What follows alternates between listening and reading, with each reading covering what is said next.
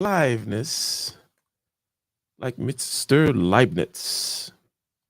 Mr. Leibniz, Mr. Leibniz. Ladies and gentlemen, we are going live, and we are indeed live. We are going to play a little intro and then we'll come in. Go ahead, do your microphone check, Kaizo, prior to the start, commencement, beginning of this conversation.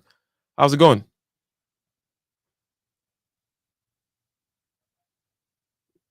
Can you hear me, Kaizo?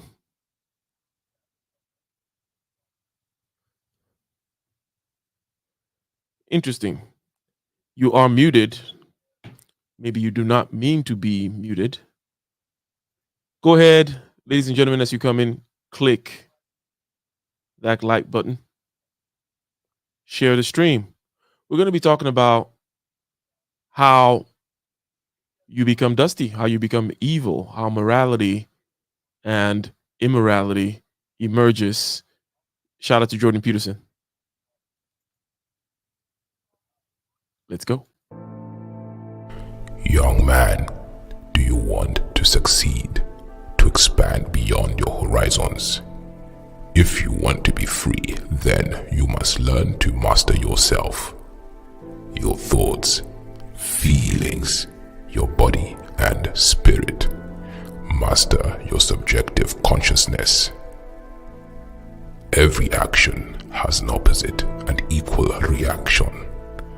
The world outside of yourself is ruled by those who are not ruled by their base instincts.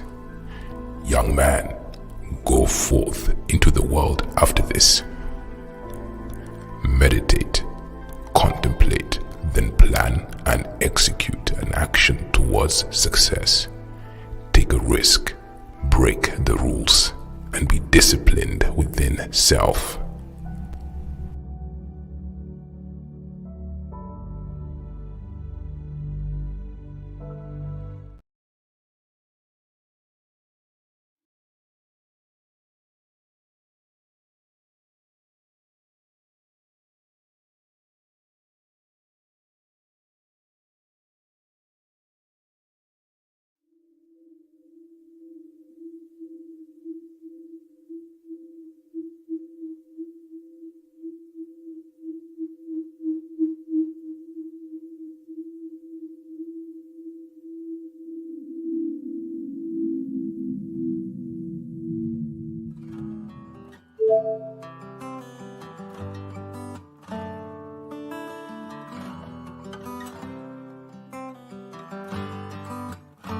In the den of iniquity, vicinity no pretty, calamity fi hit we any moment, what a pity. Tomorrow never certain, what was behind the curtain, the face of evil smirking with that shifty eyes averting. It's not a steady bubble, that either pop or topple, many will fall and stumble, let the dozers gather rubble. From LA to Colorado, Guinea to Burkina Faso, cannons could reach the towers and the troops will storm the castle. I say, run, come, make we get it. Because the peace that is bestowed upon the meek is overrated. So run, come, make me get it. Calling all your daughters and your sons, we come get it. I say, run, come, make me get it. Because the peace that is bestowed upon the meek is overrated. Lord, run, come, make me get it. Calling all your daughters and your sons, we come get it. With the rubble steady rising, and hearts are compromising. Convictions here are stifling, making evil appetizing. The fists are steady forming, and countenance is falling. Defenses are withdrawing, possibilities are falling. In these circumstances, evil will make advances. Pick up your sword and lances, and be sure to take your stances. Victory is never promised, the battle is upon us. Gather the brave and honest, and the righteous in your corners. Shout out to you. Hey, Kaizo, microphone check. No, yes, maybe. Okay, ladies and gentlemen, we shall get right into this. We are going to be reviewing a video here from Jordan Peterson's channel where he is having a conversation with Robert Sapolsky. I believe it's Robert, right? But Mr. Sapolsky is a famous primatologist, and he studies the development, amongst other things, of the dopamine system, the system of rewards, anticipating rewards, and anticipating, therefore, the future and how that works. Okay. And how you decide what to do in a game theoretic framework with regards to getting what you want, social interactions. Where is the emergence of morality? Where does that come from? And those all those other kinds of things, ladies and gentlemen. Shout out to you. Go ahead and click that like button, subscribe as you come in. Shout out to Andre in the building. Shout out to the $5 super chat Monarch. $5. $5 indeed. So let's hit this. Let's hit it from some familiar territory here. Here we're talking about the emergence of fairness, fair play, game theory, and we shall proceed from there, ladies and gentlemen.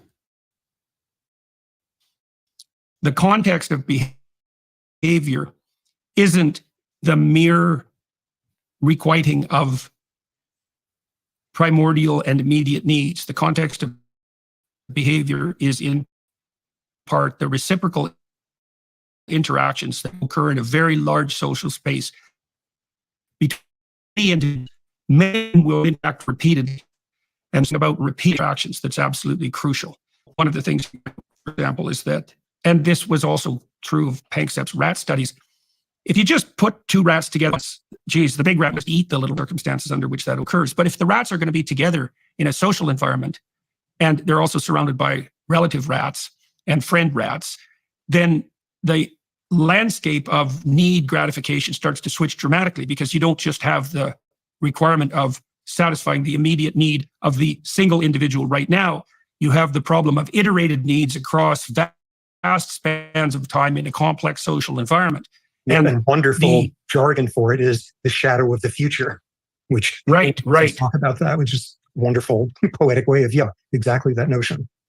Yeah, well, and the future has a shape too, right? Because the farther out you go into the future, the more unpredictable it is, but it doesn't ever deteriorate exactly to zero predictability. And I know there's a future discounting literature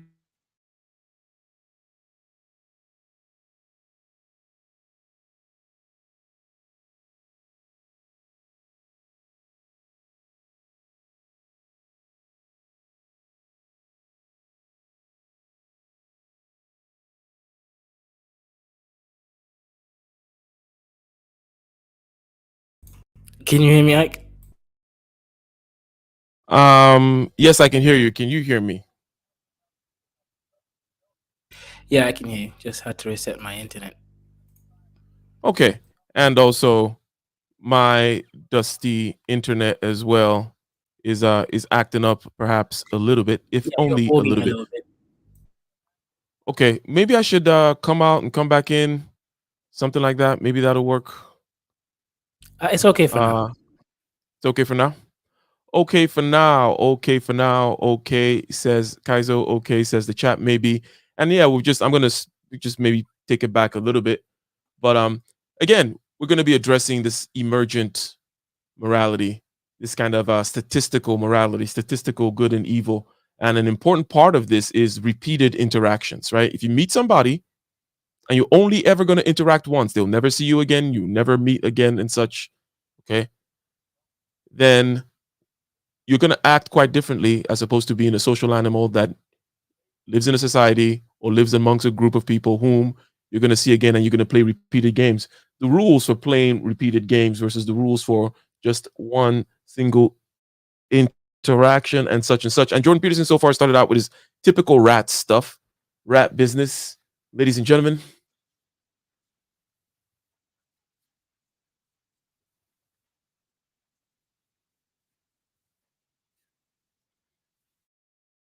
Quiet from my end. I'm not hearing things from my end.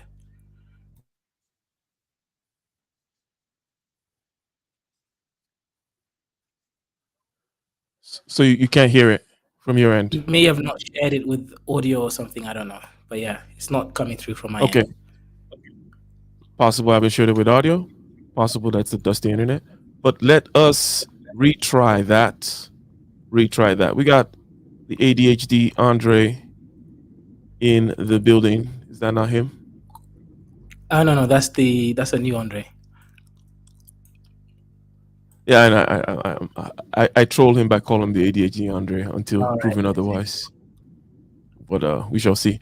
says share and it has the audio thing kind of pinned or pinged, but who knows? Let's try it one more time. Relative rats and friend I hear it rats, now. then Did you hear it? You hear it now. You hear it now. Okay, excellent. Let's go back.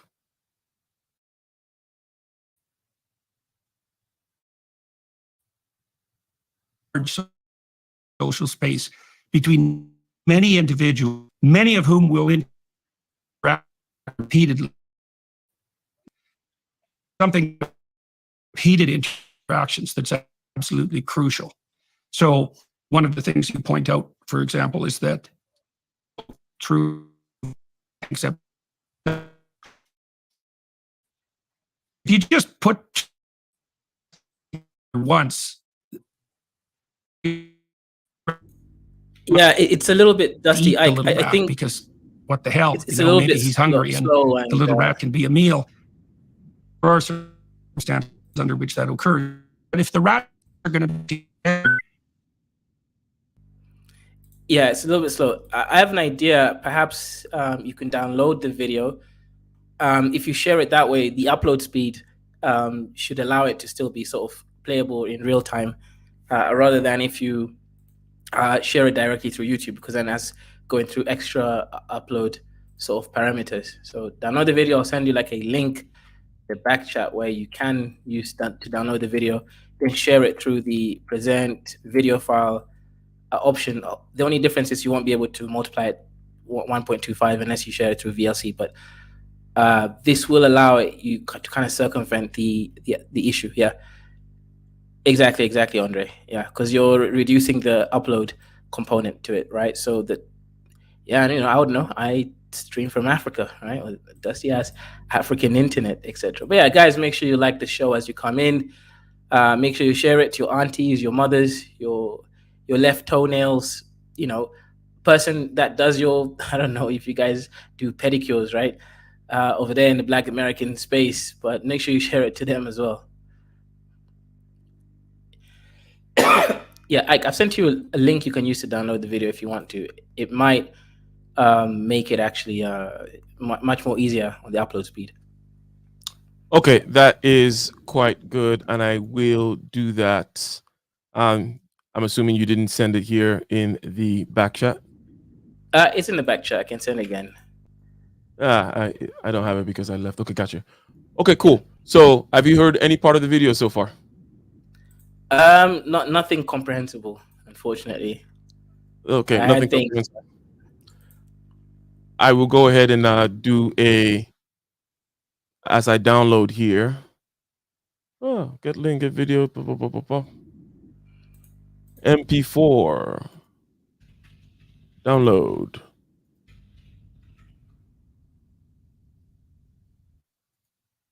I wonder if the download speed is good. So the idea is about iterative games, right? That if you're going to interact with somebody once and only once, and there's no future to think about, you act in one way. But if there's a future to think about, you act in a different way. The way in which you act differently is typically called sacrifice. You sacrifice the present for the benefit of the future. You treat somebody perhaps well, because again, who knows what might happen. You might meet them again. You have a reputation to keep, and so on and so forth. So the iterativeness of the games is a fundamental prerequisite to the emergence of what we may call fairness and moral behavior, as exemplified by the famous rats of Jordan Peterson. Those kinds of things have been said so far. I don't know. What are your initial thoughts?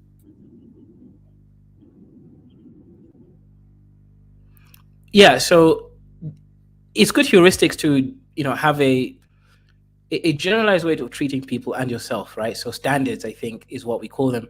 And if these standards are somewhat consistent with the environment that you're in, right? So ethical codes in the environment that you're in, then it's going to do you well, generally speaking. But I think as you now hone your skills, or ethical skills, you start to then be selective on which people or which environments you now start to give extra precedent because you can't distribute your energy equally to everywhere, then that also kind of you're relying on some chaotic cultural motif as opposed to curating a very sort of specific path length. So yeah, I say yeah, great heuristic to start with. Treat others the way you want to be treated, but then you can, for example, your employees, you can treat your employees much better than you do someone in the street, because there's a direct iterative aspect to their productivity, right? Same way you want to treat the ones who are doing well even better. So by virtue, we're now heading onto the whole Matthew's principles, right? Pareto principle sort of logic. Indeed. And as soon as you allow for the possibility, hold on one second. I think I started playing something that I shouldn't be playing. Footprints lasting longer than your lifespan. This is a whole new ball. So I'm going to pause that. I'm going to close this one, and I'm going to try to share this video, which I already downloaded. Quick download speed indeed.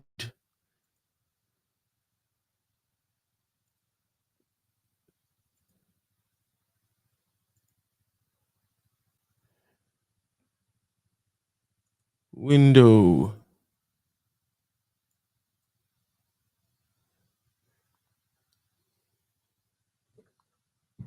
So, you see the video, right? Yeah, I see it. Oh, you're sharing your screen. Okay. Yeah.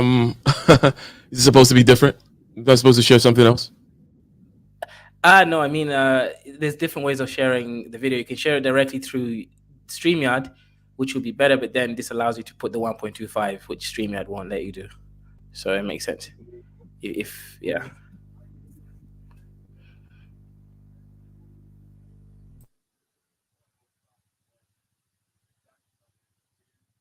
So let's go ahead and play it right from the very beginning then, including intro and everything, it seems.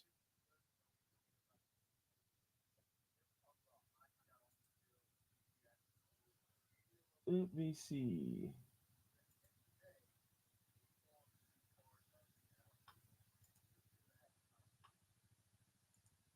Either in the form of there's an afterlife, or in the form of I want to leave a planet for my great-great-grandchildren that's going to be a more peaceful, wonderful one. Oh, that's a whole other world of like what you're doing now. The footprints you leave after you are going to matter. Oh, it's not really sharing.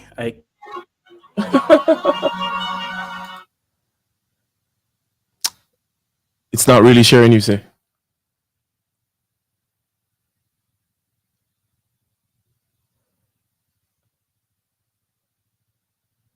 What do you mean it's not really sharing? I'm sorry. It was kind of lagging. You can try sharing it, and the audio doesn't sound very beautiful, but yeah.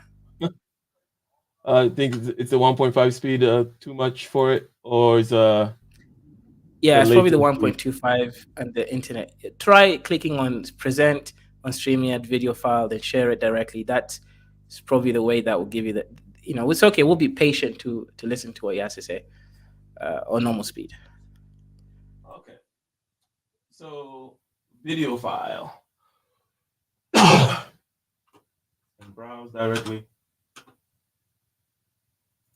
If it was meant to be, it'll be. If you just let it be.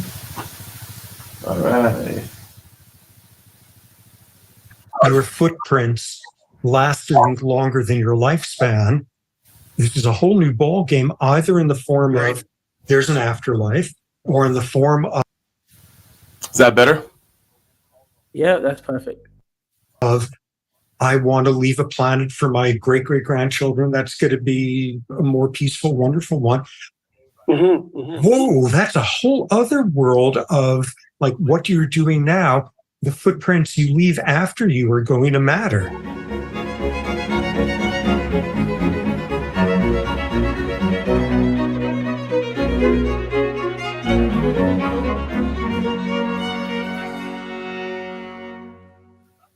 Hello, everyone watching and listening. Today, I'm speaking with primatologist, neuroendocrinology researcher, and author of multiple books, including the upcoming Determined, A Science of Life Without Free Will, Dr. Robert Sapolsky. We discuss game theory and how it applies to human behavior, the unexpected success of the tit-for-tat negotiating principle, the role of the neurochemical dopamine in reward reinforcement and the anticipation of the future, and the potentially objective reality of transcendent ethical structures operating within the biological domain. So I was reading Behave in some detail. I've read a number of your other books. I've followed your career for a long time. I'm very interested in primatology and in neuroscience, so that makes for interesting reading as far as I'm concerned. The thing that really struck me in Behave are the sections on game theory. And I wanted to start talking about game theory because first of all, the terminology is strange because game theory, I mean, you could hardly imagine something that might sound more trivial than that. I mean, first of all, it's games, and second of all, it's theory, but there's absolutely nothing whatsoever that's even minimally trivial about game theory. It's unbelievably important, and I kind of stumbled across it sideways. I was reading work by Jaak Panksepp, who did a lot of work with rats, and Panksepp showed that if you paired rats repeatedly together, juvenile males, and you allowed them to play, the little rat who had to invite to play once dominance had been established, he would stop inviting to play if the big rat didn't let him win 30% of the time in repeated bouts, eh? And I thought, oh my God, that's so cool, because what you see there is something like an emergent morality of play in rats merely as a consequence of the repeated pairing of the same individuals, across an indeterminate landscape. And that's an unbelievably compelling and stunning discovery, because it indicates something like the emergence of a spontaneous morality. Now, you talk about game theory. Do you want to review for everybody, first of all, what game theory is, and then what the major findings of the field are? We can talk about tit for tat and the variations, but please let everybody know what game theory is and why it's so important. Sure. Maybe, just emphasize the point you made right from the start that this is not fun and games. Game theory was mostly the purview of war strategists and diplomats and people planning, mutually assured destruction. So this was rather serious stuff. At some point, the biologists got a hold of it, and especially zoologists. And the sort of rationale was, like, you look at a giraffe and you're some cardiovascular giraffe person, and you do all these calculations about, like, if you're going to have a head that's that far above your heart and you're going to have this body weight and blah, blah, whatever, you're going to have a heart with its walls that are this thick or this like vascular properties. And then the scientists go and study it, and that's exactly what you see. Isn't that amazing? Isn't nature wonderful? Or like you look at desert rats and you do all this theoretical modeling stuff and figure out if they're going to survive in the desert, their kidneys have to retain water at this unbelievable rate. And then people would go and study it. And that's exactly how the kidneys work. Isn't that amazing? And it's not so amazing because, like, if you're going to have giraffes shaped like giraffes, the heart has to be that way. There is an intrinsic logic to how it had to evolve. And if you're going to be a desert rodent, there's an intrinsic logic to how your kidneys go about living in the desert. And the whole notion of game theory as applied to evolution, animal behavior, human behavior, etc., is there's an intrinsic logic. The logic of our behavior has been as sculpted by evolutionary exigencies as the logic of our hearts and the logic of our kidneys and everything else in there. And by the time it comes to behavior, a lot of it is built around when is the optimal time to do X and when do you do the opposite of X. So just basically one of the things that he emphasized here, or was just talking about, which is nothing too profound, is about the fact that you have an environment and you have an organism, and they're going to match, right? If you are going to be living in a desert, if you're going to have a mass that's such big, then there's certain implications for your physiology and the way you're going to develop, right? You cannot take one outside of the other. and these things come out of the environment.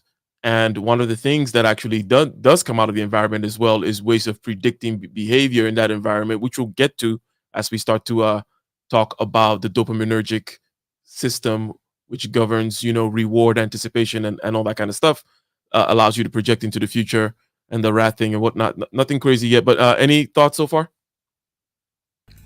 Yeah, he hasn't said anything yet, and he hasn't Yeah. really linked let's say game theory with these things, unless he's going to make some crazy leap of your biophysiology is related to the environment, and then so-called rules of engagement also.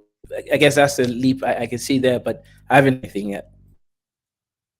You talk about, all right, so let's review that for a minute. So your point, as I understand it, is that there's going to be necessary constraints on the physiology of a organism, and those constraints are going to be reflective of its environment and the peculiarities of its morphology. And you can predict that a priori, and then when you match your predictions against observation, at least some of the times they match. There's an analogy between that and behavior, in that you can analyze the context in which behavior occurs and the physiology of the organism. You do that in particular in Behave as you map out the nervous system from the hypothalamus upward toward the prefrontal cortex. There's going to be an interaction between context and physiology that's necessary. The context of behavior isn't the mere requiting of primordial and immediate needs. The context of behavior is in part the reciprocal interactions that occur in a very large social space between many individuals, many of whom will interact repeatedly. And there's something about repeated interactions that's absolutely crucial.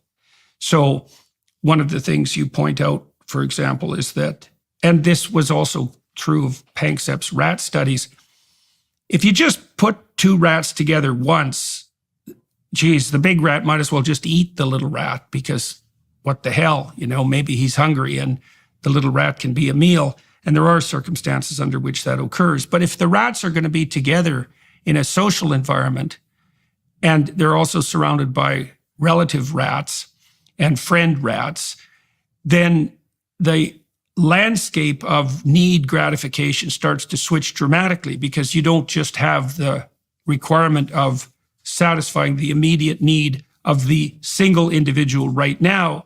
You have the problem of iterated needs across vast spans of time in a complex social environment. Yeah, and wonderful jargon for it is the shadow of the future, which right. talk about that, which is wonderful. So the landscape which we perhaps were anticipating regarding the landscape that moral judgments or judgments of how you act will need to emerge from is this landscape of interactions. And this interaction is going to be in your ecosystem. And shout out to Kaizo, he's dropped off again. But the interactions are going to be in your ecosystem. The types of interactions that happen between primates, okay, that live in a particular kind of environment is going to be such. It's going to be X. And if you're going to be having these iterative interactions over time, where I meet Andre, okay, a repeated amount of times over years, there is a certain shape that set of interactions can take. And that shape is what's going to govern how I behave going forward.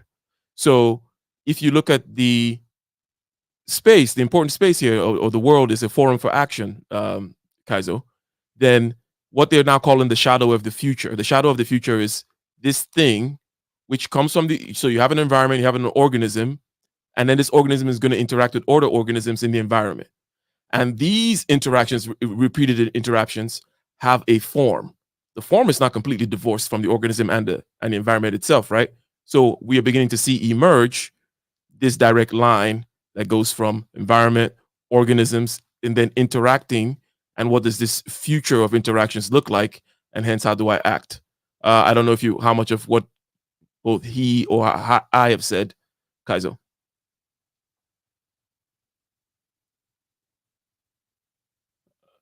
Still Okay, muted? yeah. So this is actually kind of Can you hear me? Yeah, go ahead. Yeah. So I think in this case here, there is elements here, right? So to use the word morality, let's say the abstraction here is say, okay, some morality behavior can start to come out, but you know, as a naysayer, I might say it's not really morality. Obviously, it's going to be behavioral patterns, and it's pretty consistent with everything else about animal behavior, right? It's to do with um, instinct and also social cohesive behaviors, right? Not necessarily morality. These are still on the verge of behavioral mechanics, right? It's to do with energetics, right? Yeah, I think that's it. All right, all right, all right. So let us continue in that vein. Shout out to you. Poetic way of, yeah, exactly that notion. Yeah, well, and the future has a shape too, right? Because the farther out you go into the future, the more unpredictable it is, but it doesn't ever deteriorate exactly to zero predictability. And I know there's a future discounting literature, what are they, that's associated with time preference, that also calculates the degree to which people regulate their behavior in the present in accordance with likely future contingencies. One of the things you point out, and this is one of the ways your book is integrated, I believe, is that as you move upward in the hierarchy of the nervous system towards the more recently evolved brain areas, let's say towards the prefrontal cortex, the more you get the constraint of immediate behavior by future, what would you say, future contingencies, right? And you describe that in Behave as difficult.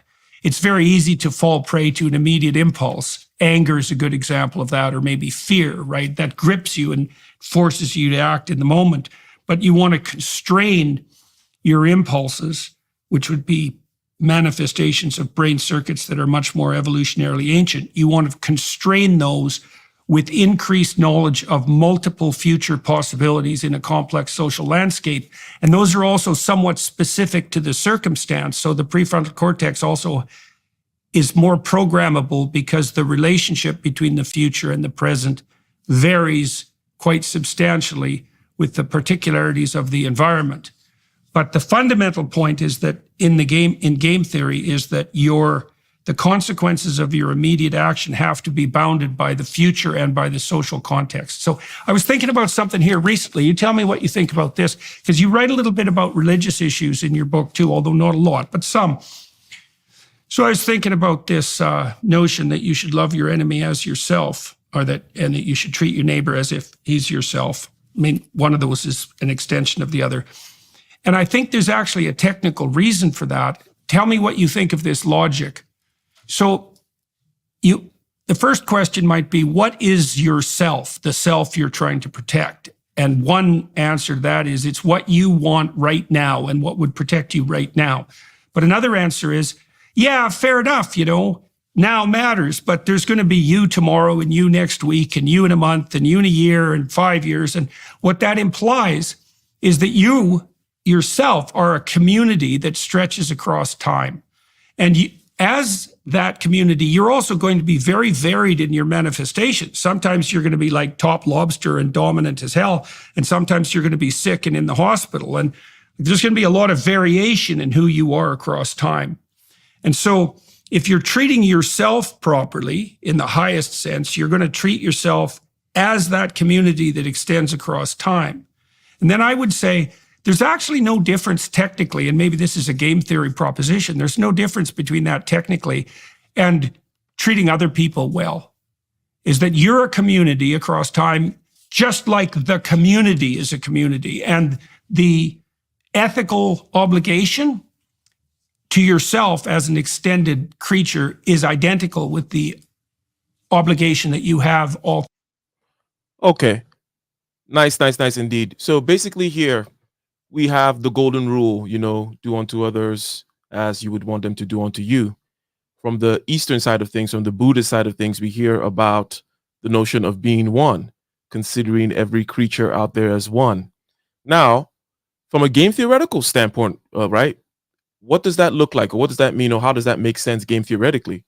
Well, basically, if you're going to look at yourself as not just you right now and what you need, but you also in the future, and also back to the past and your reputation and its effects on the entire community, then treating yourself well and treating your neighbor well are almost become one and the same thing, because it's part of the same community of interactions going forward.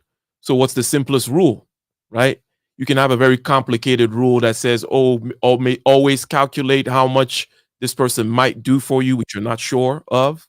Always calculate the possibilities of what his generation or his descendants did bad to you. You know, his uncle hit your uncle, his grandfather hit your grandfather, now pay him back. Always do all those calculations before you act, or you simply act the way you would treat yourself. And if by acting to others the way you would treat yourself, then you are seeing both you and this person as one in this game theoretic community kind of way. I don't know how much of that of what was said you heard, Kaiser. Yeah, I didn't really hear much, but I fixed my internet finally, so it should be okay. Really? Yeah. Okay. I'm gonna go back a little bit and just play a little bit of this, and then we'll continue, so you get your chance to react. Tell me what you think about this, because you write a little bit about religious issues in your book too, although not a lot, but some. So I was thinking about this notion that you should love your enemy as yourself, and that you should treat your neighbor as if he's yourself. I mean, one of those is an extension of the other. And I think there's actually a technical reason for that. Tell me what you think of this logic. So the first question might be, what is yourself, the self you're trying to protect? And one answer to that is it's what you want right now and what would protect you right now. But another answer is, yeah, fair enough, now matters, but there's going to be you tomorrow and you next week and you in a month and you in a year and 5 years. And what that implies is that you yourself are a community that stretches across time. And as that community, you're also going to be very varied in your manifestations. Sometimes you're going to be like top lobster and dominant as hell. And sometimes you're going to be sick and in the hospital. And there's going to be a lot of variation in who you are across time. And so if you're treating yourself properly in the highest sense, you're going to treat yourself as that community that extends across time. And then I would say there's actually no difference technically, and maybe this is a game theory proposition, there's no difference between that technically and treating other people well. Is that you're... So how do you like his fleshing out of the theoretic landscape so far, right? So we know that future interactions take a shape, and then now you're saying, hey, even that notion of treating others like you treat yourself is the same as you seeing yourself as the other, because in the future you never know which position you're going to be in, and the simplest of rules to give people is just treat yourself like you treat others. Yeah, I don't think I can disagree with that proposition.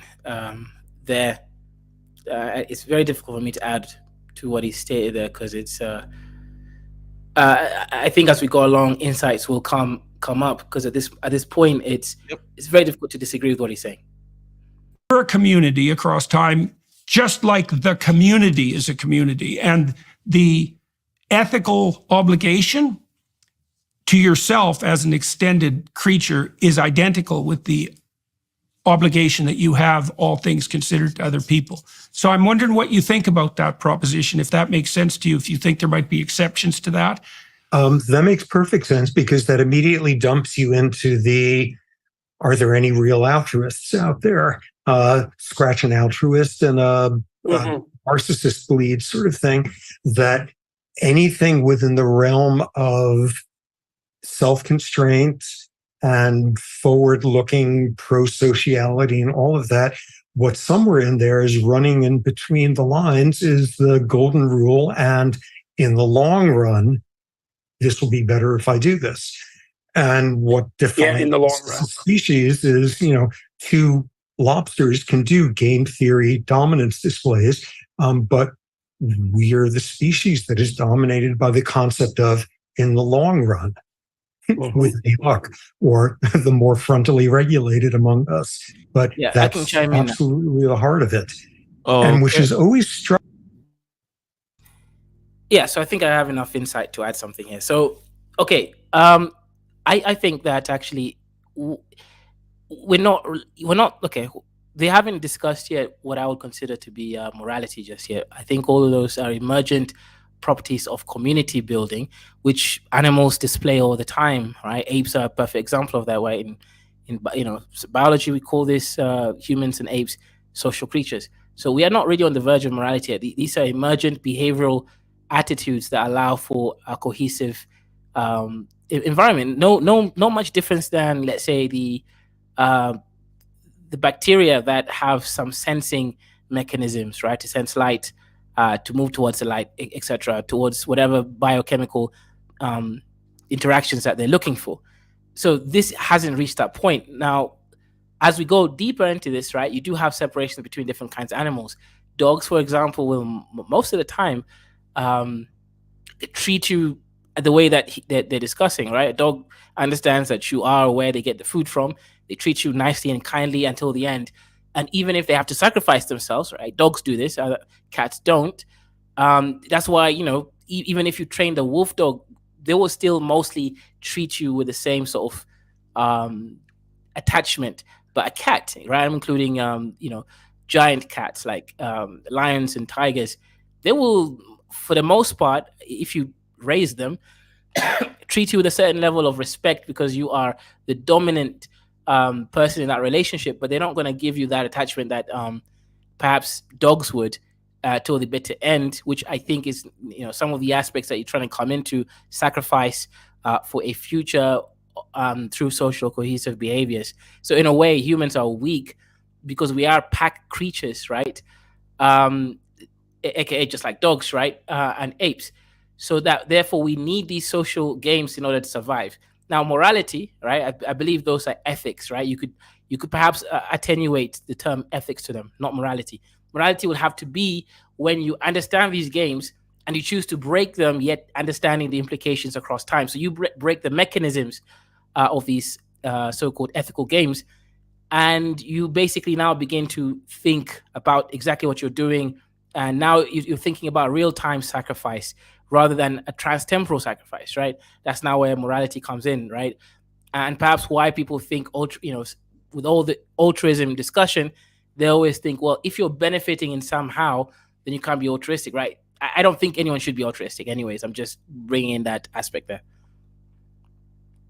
Yep. So we haven't gone to morality. Yep. However, you do recognize that morality is not going to come out of somewhere else other than this landscape which is being painted, right? This landscape of social cohesion and then looking into the future through iterative interactions and whatnot, right? That's at some point you're going to have enough future modeling capacity to start to have a more complex understanding of the future such that you can break those rules, right? Yes, but the immediate, perhaps, they jumped it. It's the ethics. That's the immediate sort of interaction between these steps. Morality comes much later, but yes, it's within the same landscape. Struck me, it's very easy to dump on utilitarian thinking, and because it's always easy to say, oh my God, so would you push your grandmother in front of the runaway trolley and it just feels wrong? And would you convict an innocent person if that's going to make society better? In all of those scenarios where utilitarian thinking just sticks in your throat. It just doesn't feel right. And where the resolution always is utilitarian thinking in the long run. If it's okay to do this, what are we going to decide is okay to do tomorrow? And what slope are we going to be heading down? And it requires a sort of deep, distal, not just proximal, utilitarian mindset. And when you work in shadow of the future and in the long run, suddenly what winds up being the easiest possible solution to maximizing everyone's good looks a whole lot more palatable. Yeah, well, those strange questions that come up when people they pick these contexts where utilitarian thinking seems to involve a paradox. I mean, those are paradoxes of duty, and they do come up. But all that indicates, and I think this is what you're pointing out, all that indicates is that there are often conflicts between what seems morally appropriate immediately and what seems morally appropriate when it's iterated. And sometimes those conflicts are going to be intense. And of course, those are the ones that we have a very difficult time calculating, and no wonder. But I would also say those are also the times when intense negotiation is necessary. You know, like if you and I are in a situation where my immediate good and our long-term good are in conflict, then I better talk to you a bunch to find out what at least, you know, what the most livable solution is, even if we can't do it perfectly. And the fact that there's going to be conflicts doesn't invalidate the general necessity of having to consider iteration. Now, you talk a lot in the book about tit for tat.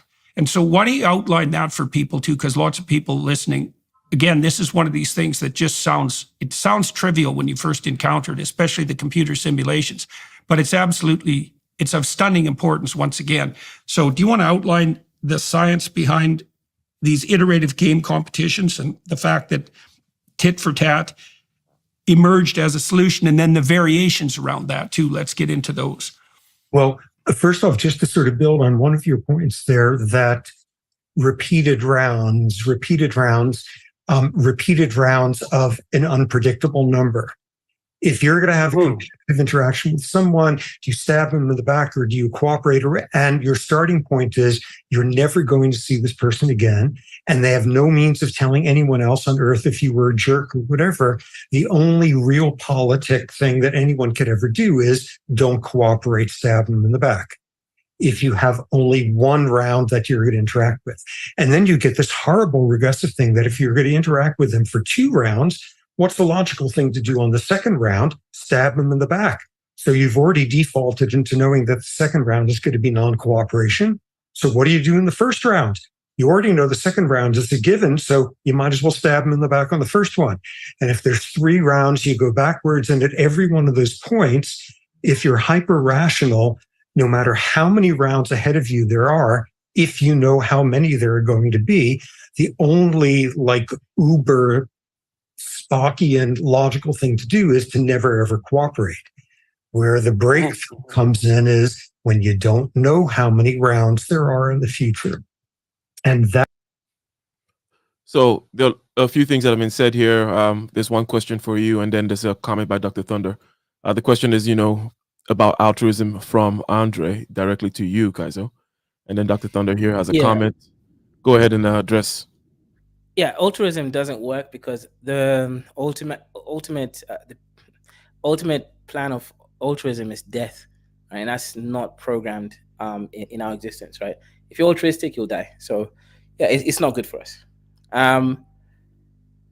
Dr. Thunder says, this is why Ravi Zacharias said pragmatism means to do what works. The problem is it doesn't work. Go ahead. Yeah, pragmatism, or in this particular manifestation that I think Dr. Thunder is referring to, it looks very utilitarian, right? It's about a calculation, right? Because the thing about this kind of emergent morality we're talking about, or this, what I call TE morality, the morality of pushing, looking into the future and seeing what is workable, is that it reduces the possible paths. Okay. It doesn't necessarily give you the right answer, but it definitely gives you some, once you add future into it, once you add some distance and some space and some community consideration into it, it's going to give you not 1,000 possible paths where, one possible choice is I just go and set up a nuclear bomb at Sam Harris's house. It's like, well, that's probably not going to work, right? And things of that nature. So one of the things that's been highlighted here is the difficulties as exemplified by situational ethics type situations, right? Of showing you that you cannot calculate this thing. But the intuition definitely built up, I think, from these systems that tried to model biologically these repeated interaction games and see what the best possible path is. The love your neighbor as yourself one doesn't necessarily tell you what to do, right? It's not a do thing. It doesn't say pick up stones on the third sunrise. It says love your neighbor as yourself, right? So, okay, what does that really mean contextually? But it embodies the spirit, though, of you are your neighbor because you're a community. Everyone, and this is the simplest rule that will lead to maximum good. Not to sound like a utilitarian, but anyways, what is your thoughts based on my pseudo interpretation? No, I agree. I agree, and I want to comment on what Chukwuigwe mentioned about altruism is most effective when you are in a positive sum game in a win-win scenario.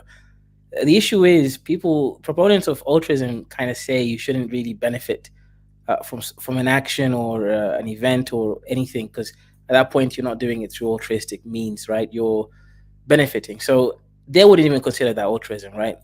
um, the purists or really the proponents of it state that you're not supposed to benefit from a deed, right? Otherwise, it's not altruistic. I agree with them, and I think that's why altruism is not good. If you go, let's say, I want to support some dusty African village. If I don't benefit from it, that's going to be very short-lived experience because I'll use up all my resources. Once I'm done, well, I'll also become poor and die, so will the village, right? But if I create a value chain, economy chain over there, pragmatic to an extent, with good intentions, then everybody eats for a long time, right? I have to eat for them to eat, right? This is the same stuff you go into a plane, right? They tell the people, put the mask on your face first for gas before you put it on your children, right? So it's the same sort of aspect over there. Yeah, and I think that altruism as a means of judgment, forget as a means of you regulating yourself, your sense of duty, as a means of judging others is rather sociopathic. It's insane. It's crazy because it leads to such things as people claiming that you did stuff because of yourself, and hence it wasn't really about them, right? And anyone whom is, shall I say, conscious, right? If your eyes are open enough, you're gonna know that everything still is about you, your choices. Okay, so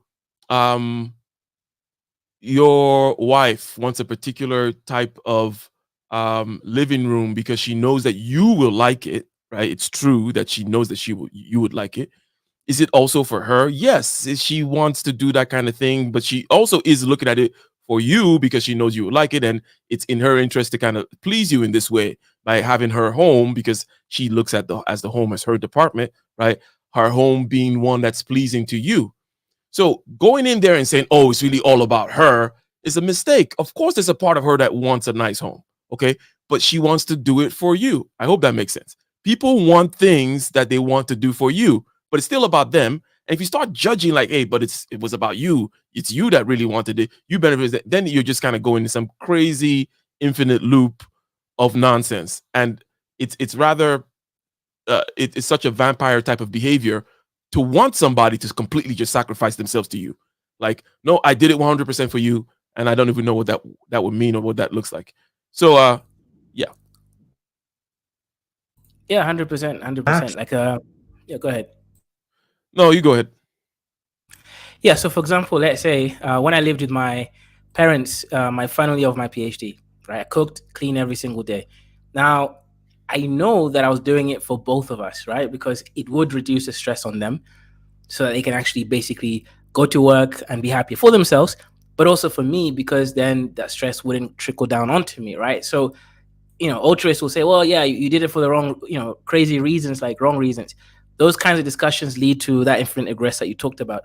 You do things because it benefits you and benefits others, or you just do things out of random and chaos, right? It depends, but there's nothing wrong with benefiting from an event, especially if the intentions are in the right mindset and it also benefits someone else.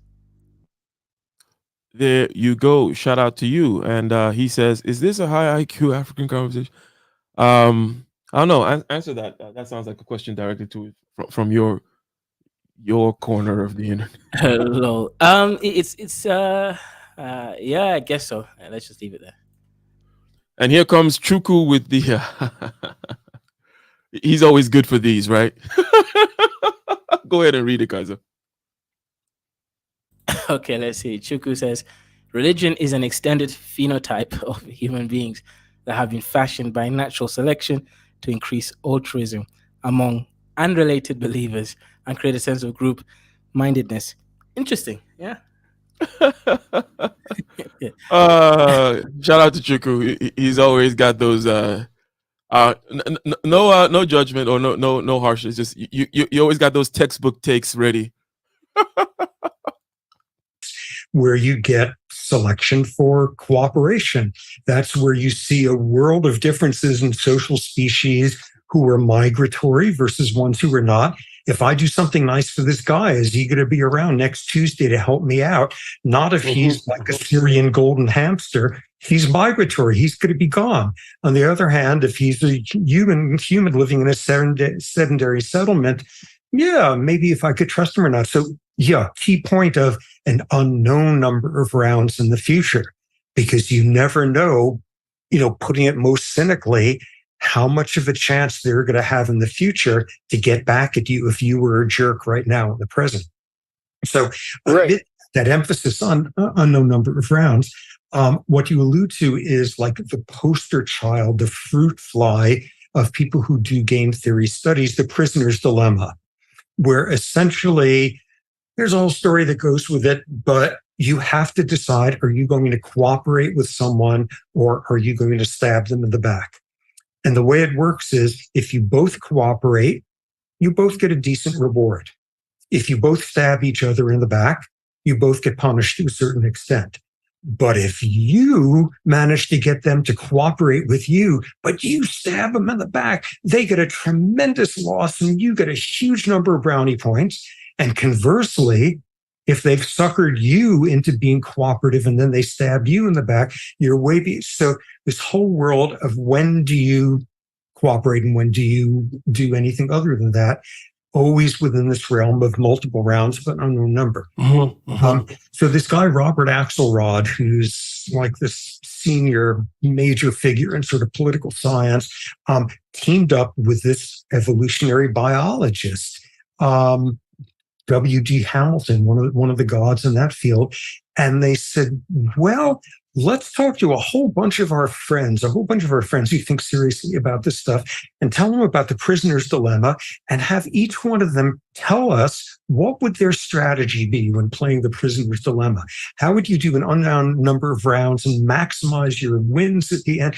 And they asked like Nobel Peace Prize winners and Mother Teresa and prize fighters and warlords and mathematicians. And they collected just a zillion people's different strategies. And then they ran this round robin tournament on this like ancient 1970s computer of just running each strategy against all the other ones, a gazillion rounds, to see which one worked best, which one won.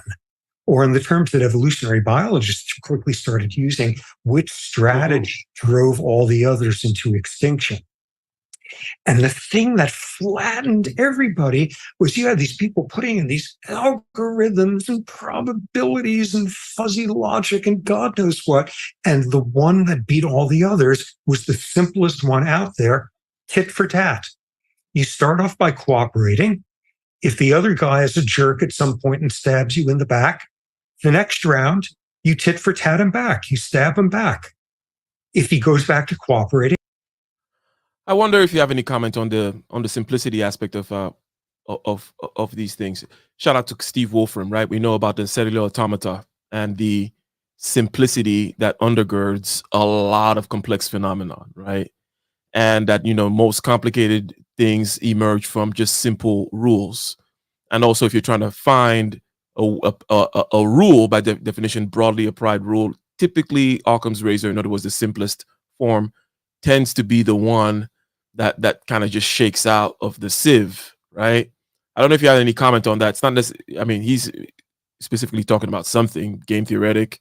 In this instance, the simple rule came out, the tit for tat rule. But there's a general body of thought here regarding simplicity. Even in theoretical physics, they talk about, simplicity and beauty.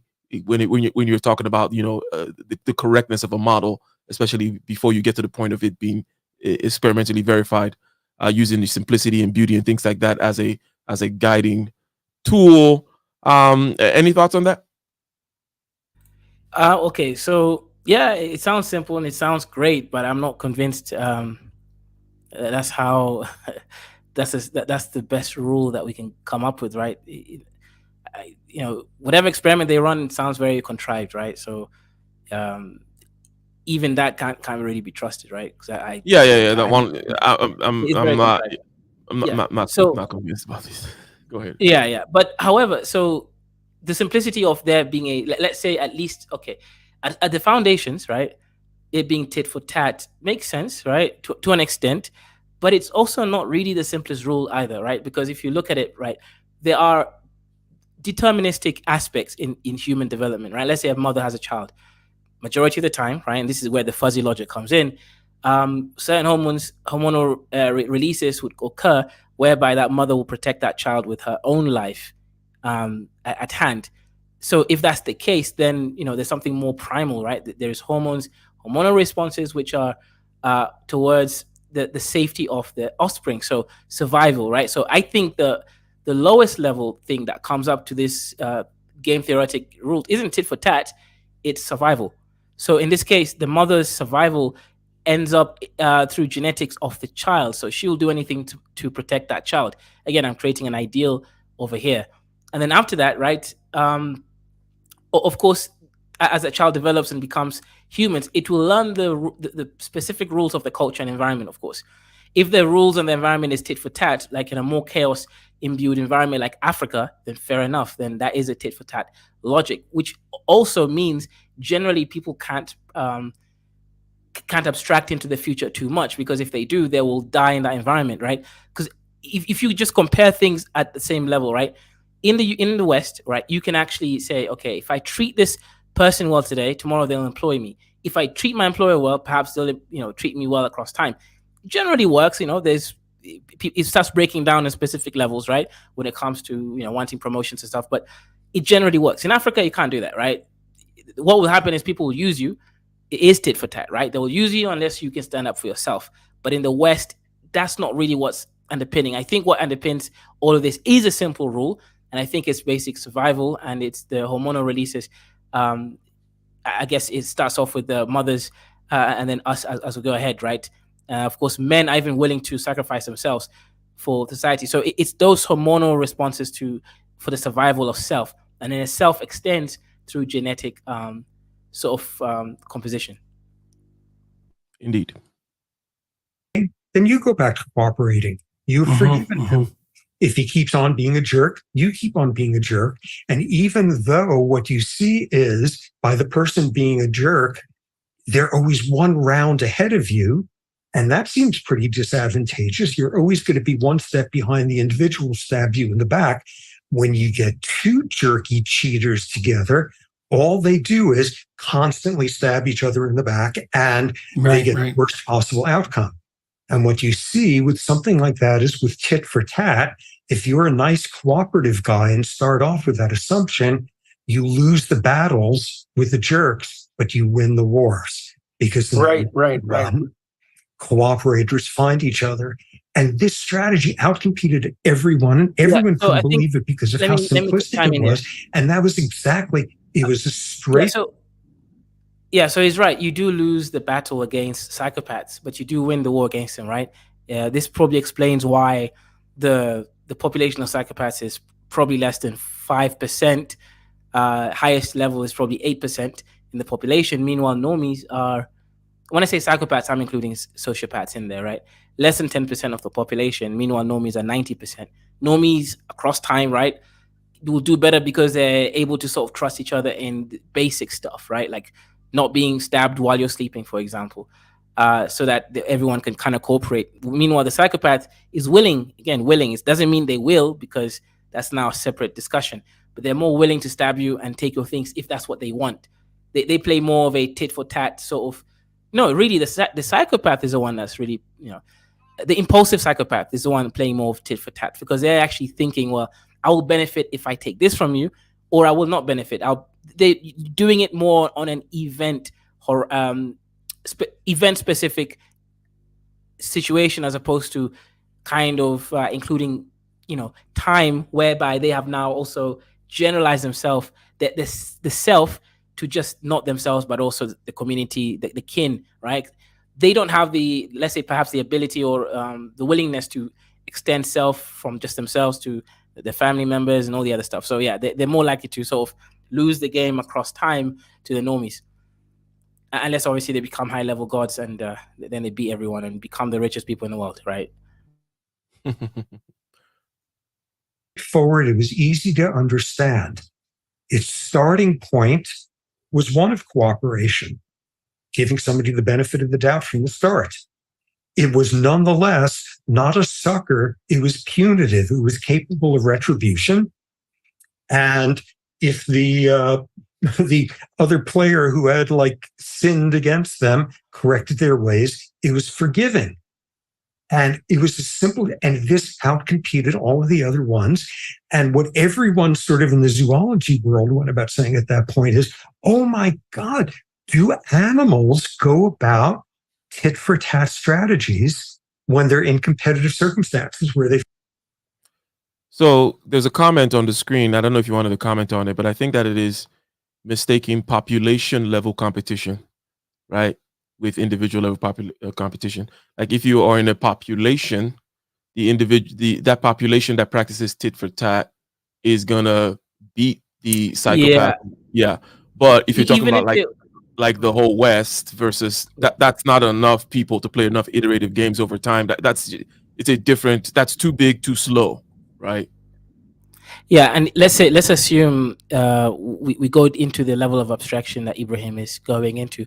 The issue with this sort of logic is we live on the same planet, so any sort of destructive behavior that they have, apart from not breeding basically enough, will affect us too. So if they go around destroying themselves because they destroy the environment and they didn't think through that time frame to keep the environment good, for example, well, we all die with them because we live on the same environment as them, right? If it's to do with nuclear weapons being released, same situation. So unfortunately, if they take themselves down through a nefarious means like what I've explained, we would also, by virtue of being on the same planet, suffer from similar consequences.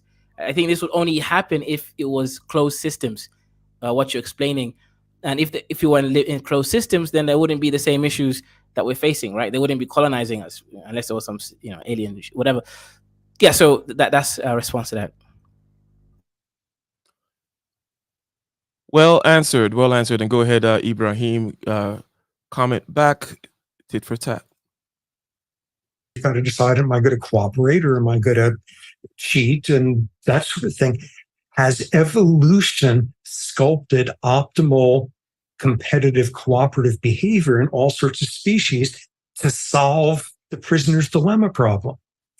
And people went and looked, and it turned out, like, what do you know? Evolution had sculpted exactly that in all sorts of species with like phenomenal, interesting findings where if you like experimentally manipulate one animal to make it look like they're not reciprocating in something that somebody else just did for them, and everybody punishes them one round afterward and they go back to cooperating again and everyone forgives them, that's tit for tat. All sorts of species out there were doing tit for tat. Fabulous example of this.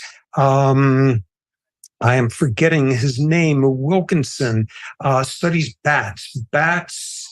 Some bat species, they all do communal nesting stuff. All the female bats have all their nests together, and they're communal in this literal sense. They're vampire bats, which means they fly out at night and they like get blood from some cow or some victim or whatever, and they're not actually drinking the blood.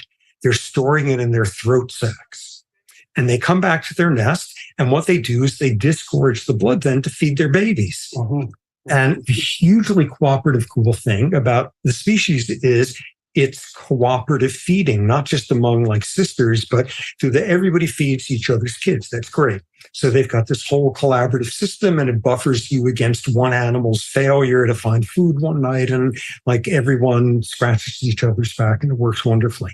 Now make the bats think that one of them is cheating. One of them has violated feeding all each other's kids' social contract. When the bat comes out of the cave or whatever, you like net it and get a hold of the bat, and you pump up the throat sac with air. And you put her back there in the nest, and she doesn't have any blood, but everybody's looking at her saying, oh my God, look at how big her throat sac is. Look at all the blood she has. And she's not feeding my kid. She's reneging on our social contract here. And the next round, nobody feeds her kids for one round. Oh my God. That has evolved the optimal prisoner's dilemma strategy of tit for tat. This was like phenomenal. What people then began to see was out in the real world, straight tit for tat is not quite enough. Because suppose you get a signal error.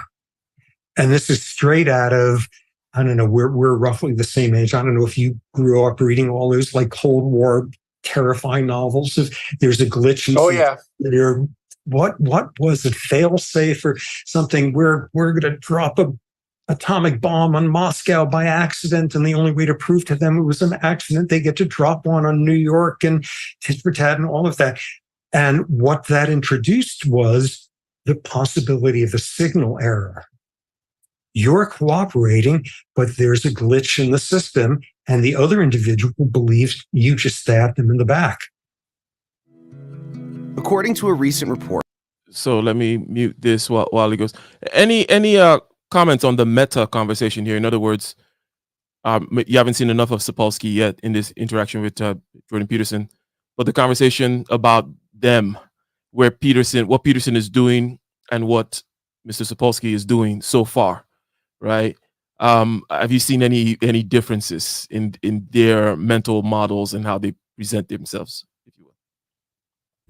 I have, but let me answer it in the next couple rounds once I've sort of, Once you've seen more. Slightly Okay. better model. But okay, so I'm still trying to figure out what he really means by tit for tat, because I'm trying to understand his model a little bit better. If he's trying to say that tit for tat really is if one thing happens and another inverse thing happens, right? Okay, fair enough. That's the law of I don't know. That's just Newtonian mechanics there, right? But I think it, I think something else is going on that I'm missing, that I'm still trying to figure out to do with that. Okay. Increases signal error, by the way. I've noticed that when I've put together business enterprises that you can virtualize the cooperation, but if any misunderstanding emerges, it tends to cascade very rapidly. And you don't have, one of the things you also point out in Behave is that it isn't only that you're playing a sequence of iterated games with people, it's you're playing multiple sequences of multiple different iterated games. And so one of the things that happens if you're face-to-face with people as opposed to virtual is that when you're face-to-face with them, this is probably the key importance of the issue of hospitality, which is very much stressed, for example, it's stressed in the Old Testament, but it's stressed in traditional communities, is that if you're actually in an embodied space with people, you can play multiple games with them, games of humor, games of food exchange, games of music, dance, celebration. And so you can test out their capacity for reciprocity in multiple situations. And so then if there's a signal error, you can mitigate against it because you know that you've tested the person out in all sorts of different circumstances. But when you virtualize things, it's very narrow. The channel's now very narrow. Yeah, I like this real life, many different instances. Like, if you go out drinking with people, you go out, you saw them in this instance, you see how they treat waiters, low level examples like that, right?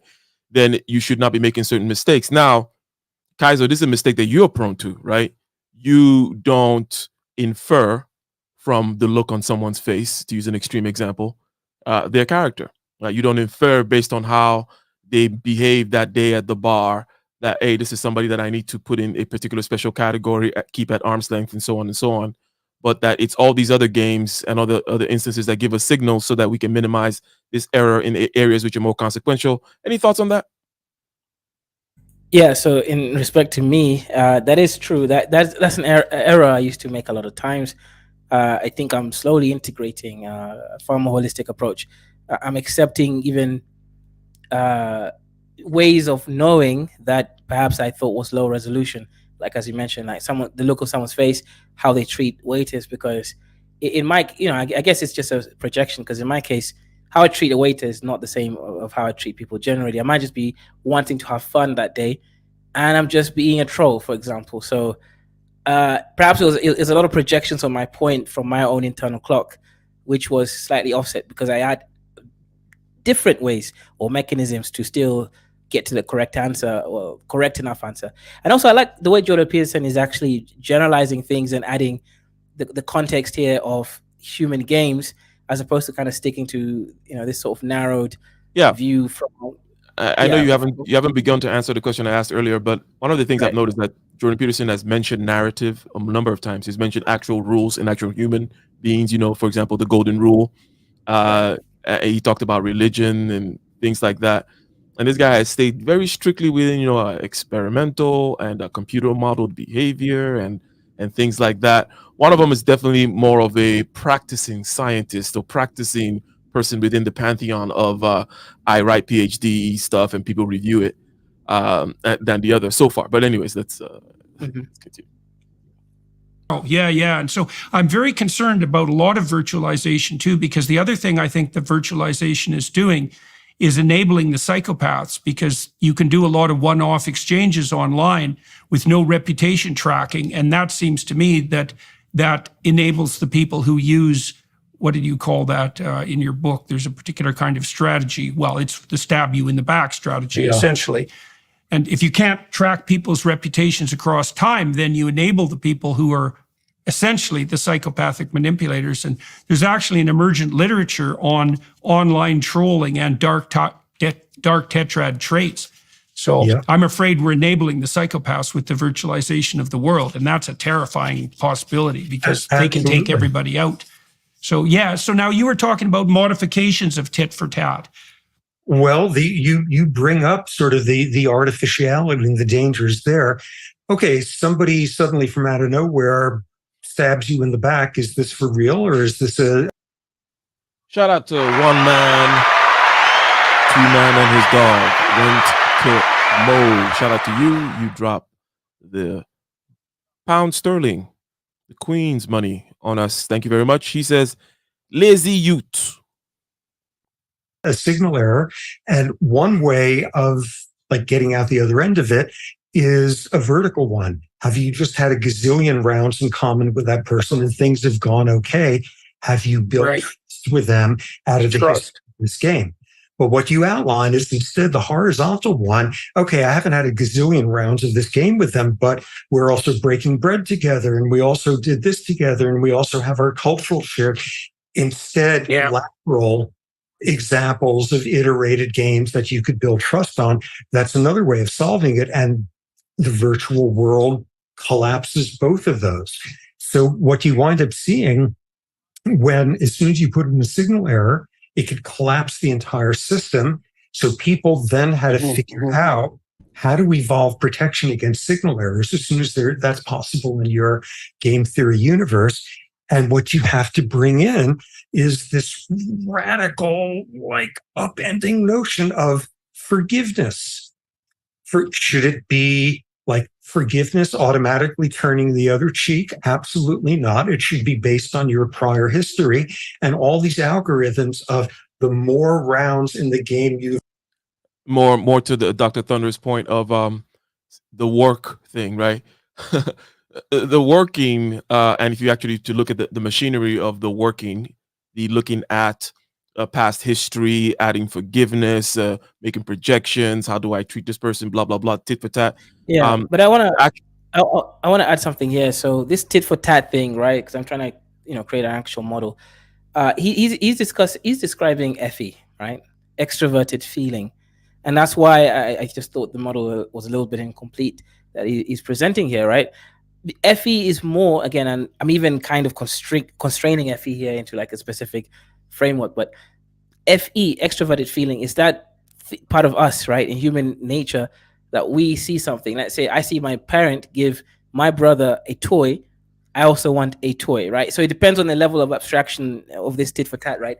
Perhaps you don't want a white Barbie doll. Perhaps you want a car, right? But you do want, again, generally speaking, a child in this case want something of equal or similar value, either to, that the other child got, right? Then of course there's something called introverted feeling. Now that's when the person is now more thinking of sentimental values, right? Perhaps more abstract value proposition, right? Game theories, which is now based on what they value, not necessarily what's extrinsically valuable, or if someone is perhaps giving you the same amount of energy. So depending on the algorithms as we're talking about, we have this sort of game being played. FE, which is more direct on. I already explained it, anyways. But yeah, that's what I wanted to add there. Right, I think both are in comparison and sort of allows for yeah, a slightly better model regarding this whole tit for tat thing.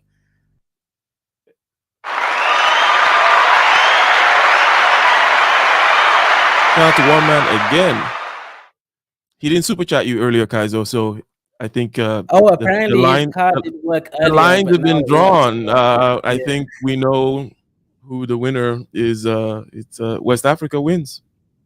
Shout out to One Man.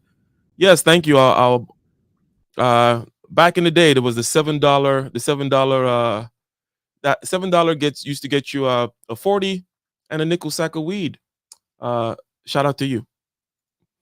We've gone in the past with cooperation without the person doing something jerky, the faster you were willing to forgive them for what seems to have been a betrayal on their part.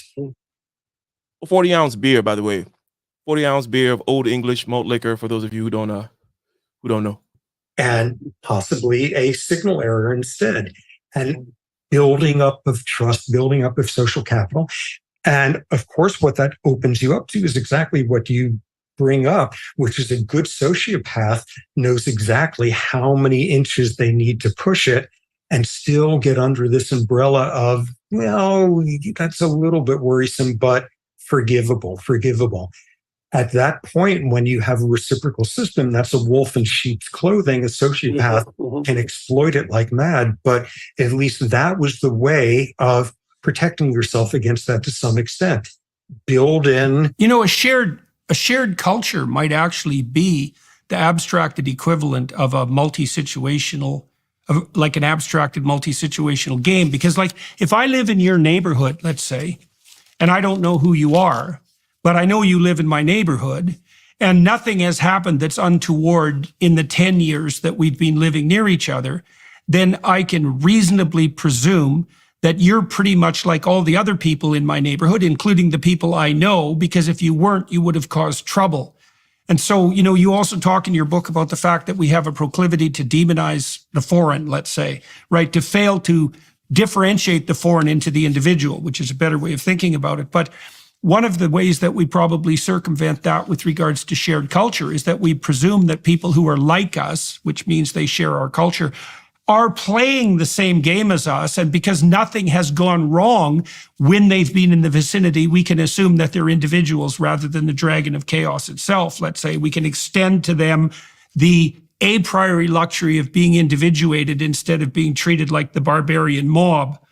Right. And so that's not prejudice precisely. It's just the extension of the inclusion of a game into everybody who shares our culture. And it would make sense that the thing is, the less someone is part of your culture, let's say, the less abstracted evidence you have that they're direct participants in a reciprocal game rather than stab you in the back psychopaths, which they could be, right? Because that's about 3% of the population and maybe higher under some circumstances.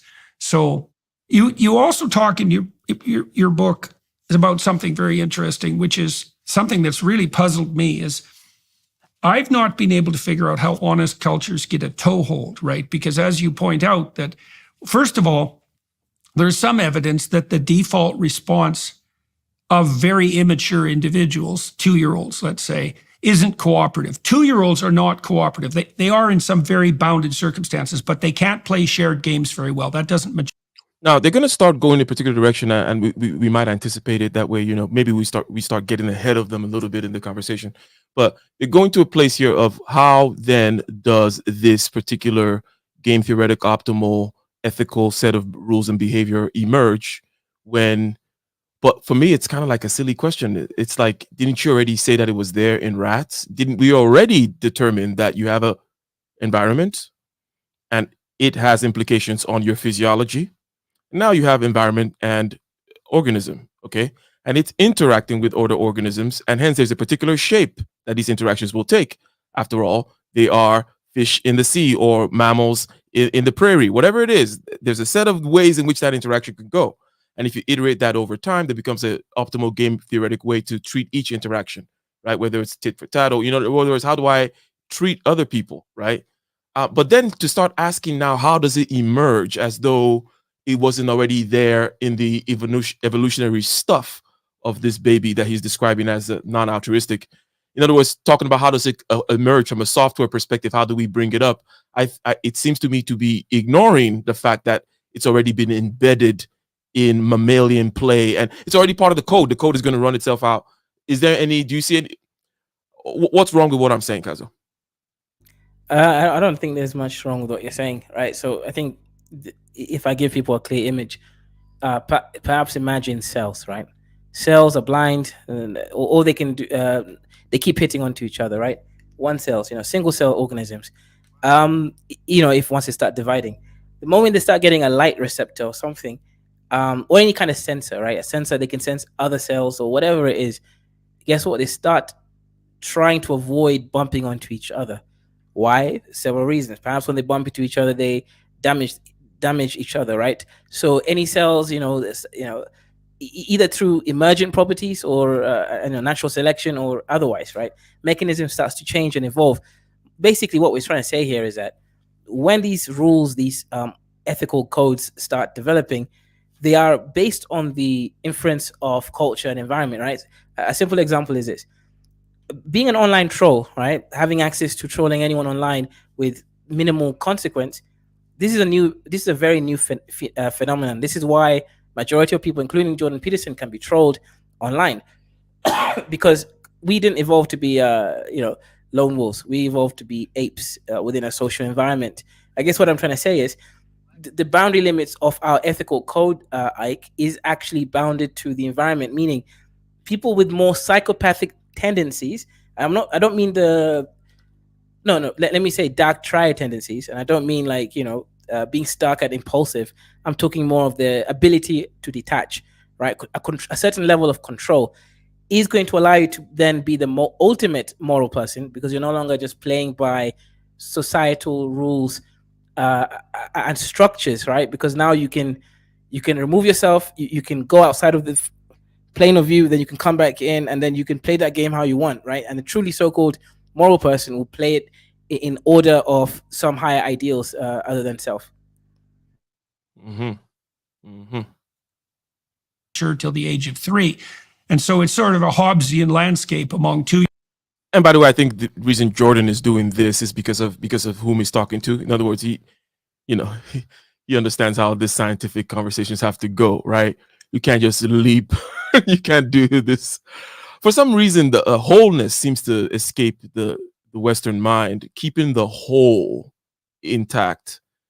Why this separation from the dust and the desert to behavior and the codes of behavior? It's like it's the same being, is it not? Year-olds. I know there's exceptions to that. But then as the brain matures, then the capacity for shared games starts to emerge, right? But the fundamental question is, and you do point to this in Behave, is, well, if you have a whole society of cheaters and backstabbers, which is maybe the default Hobbesian situation, how the hell do you ever get a cooperative landscape started, much less a landscape where the default response between strangers is honest and trusting? Now, you point out a little bit, I think maybe what you were pointing to in Behave is the initiation of low-risk trading games. Like, I read about this jungle tribe, I think it was in South America, and they initiated trade with a foreign tribe on their border in the following manner. They knew where the territorial boundaries were, just like wolves know, just like chimpanzees know. There's a rough fringe and boundary that's sort of no man's land. They used to go there and leave some of their arts and crafts or their tools. They just leave them on the ground, and then they'd retreat, knowing that the other people were watching them. And then the other people would go and grab some of these cool things. And then the other people, being not completely dim, would leave some of their trinkets and tools lying on the ground. And that's, kind of low cost. They weren't going to leave their most treasured possession to begin with. They'd leave something that's sort of interesting, but exactly that. Exactly that. That's there. Yeah. So, but what's cool is that requires, and you pointed this out, that requires that initial movement of faith, right? You have to presume the possibility of humanity on the other side, then you have to take a sacrificial risk. And it can be small, not a stupid sacrificial risk, but a reasonable one. And that can get the ball rolling in a upward spiraling cooperative direction. That's kind of what kids do, by the way, when they come together to start to initiate play when they're about 3 years old. They'll play a real simple game to begin with, one that you could maybe play with a 1-year-old. And then they ratchet up the complexity of the game right to the level where it's what would you call maximizing their adaptive progress. And if they find a kid that they can do that with, then that kid becomes a friend. And that friend is reciprocal iterative interactions. So great. And that you've FE enters the stage here with friend and becomes a powerful regulator of this type of thing, right? In other words, the weeding out of the non-optimal techniques, which you can say psychopath type techniques of ethics. That weeding out happens early by, hey, no one's going to want to be your friend, right? So the only people whom are going to be willing to have no one as their friend will be the extreme types, which are typically called a psychopath. So this is just introducing FE takes over as a regulatory once these kids start socializing, right? Does that make sense? Or Yeah, makes sense. All right. Honed in on the central question, which is, in a world in which there's nothing but backstabbers, how do you jumpstart it? Because if somebody suddenly stands up and recites the Sermon for the Mount and say, I am going to start cooperation, everybody else is going to say, what a schmuck. Again, to my whole point, as though these people were not bodies with histories. In other words, these bodies that remember what cooperation is, making it seem as though people they're complete autonomous agents, completely in control of every cell in their body, listening to the Sermon on the Mount and deciding whether or not it is right or wrong. Come on, man. Stab him in the back after that, and he will forever be one step. How do you jumpstart it? One of the ways that you point out is the tiny incremental uppings of the investment and the chance you're taking. The other reason why I'm skeptical of these things is because even in situations where communication is broken down, and here I'm not saying it's complete BS, I'm just saying I find it skeptical. I'm getting to restorative justice, reconciliation, the kind of thing that happened in, shall we say, South Africa, I think also happened in Rwanda, right? How do you bring people back together to start playing these games again of trust when it breaks down? What are your thoughts about that? Okay, so great question. I think, okay, so great question, and I wanted to add something here, anyways. I'm very convinced that these qualities, right, the human, ethical, moral codes, stemming from hardware and psychological evolution, right? The reason I say that is because when he mentioned something about the games, right, the level of abstraction that most people can do is at kin level, or if you want to expand it a little bit, it's the tribe level, right? And tribe can take different fashions. It could be religion, it could be a literal tribe if you still live in one of those societies. And people are very, very uncomfortable from generalizing past the tribe, aka my neighborhood, right? Me and this kid grew up in the same neighborhood. Doesn't matter if he steals from other neighborhoods, he doesn't steal from us. We're tethered to the same tribe, more or less, right? Same ethical, moral framework. Will be judged under similar sort of environmental conditions. Now, if that's the case, over here, you're going to have those who can see beyond this ethical code of just let's say mechanistic story, sort of automaton sort of resolutions. They can kind of go in and out of time and space and then start projecting what we classify as so closer moral ethical codes. The reason I mention this here is this, right? The tit for tat breaks down, as you mentioned, because if you look at, let's say, just use South Africa as a simple example. South Africans, for them to move past that, or Rwanda to move past that, they had to integrate a larger cohort into the national identity, right? The Bantus, the Khoisans, the Coloureds, and the whites had to become South Africans. Meanwhile, before, when it was the apartheid government, it was the white, it was all these smaller tribes. The tribes had to become one. So one way you can do this is by reorienting the definition of self, right? So, for example, for me, the self is me. At the core, it is me. then there is different aspects of that, right? Human beings at varying different positions, not based on some generalized tribe affiliation, but more on conceptual sort of games that I play with other people, right? I guess what I'm trying to say is that the way to end this tit for tat game and allow for the so-called forgiveness, what he says really is by extending the meaning of self and creating a larger definition for it. In Rwanda, all Rwandese, there was no more tribes. You then also have to regulate that creation of a new identity. Good. Yeah, it's good actual kind of operationalizing of this thing, which takes a little bit more into context than what has been said. But let them continue and click the like button, ladies and gentlemen, share, and join one man in super chatting. One, like evolutionary biology, people love this. Founder populations. This is old population ecology term. A land bridge disappears, something, you get a population that gets isolated. They get cut off from the main population. And what happens over time is they get kind of inbred. And thus you get a lot of like cooperative stuff built around all being relatives and such. And they establish a high degree of cooperation. And then, I don't know, whatever the land bridge comes back, they go back and they join the general population. And at that point, they are this cohort of cooperators who have figured out how to do reciprocity, how to do trust, how to do all that stuff, which means they're a cluster of optimized tit for tatters, meaning they're going to outcompete everybody else until everybody else signs up on now becoming good guys. Okay, so let me ask you about that. So I got.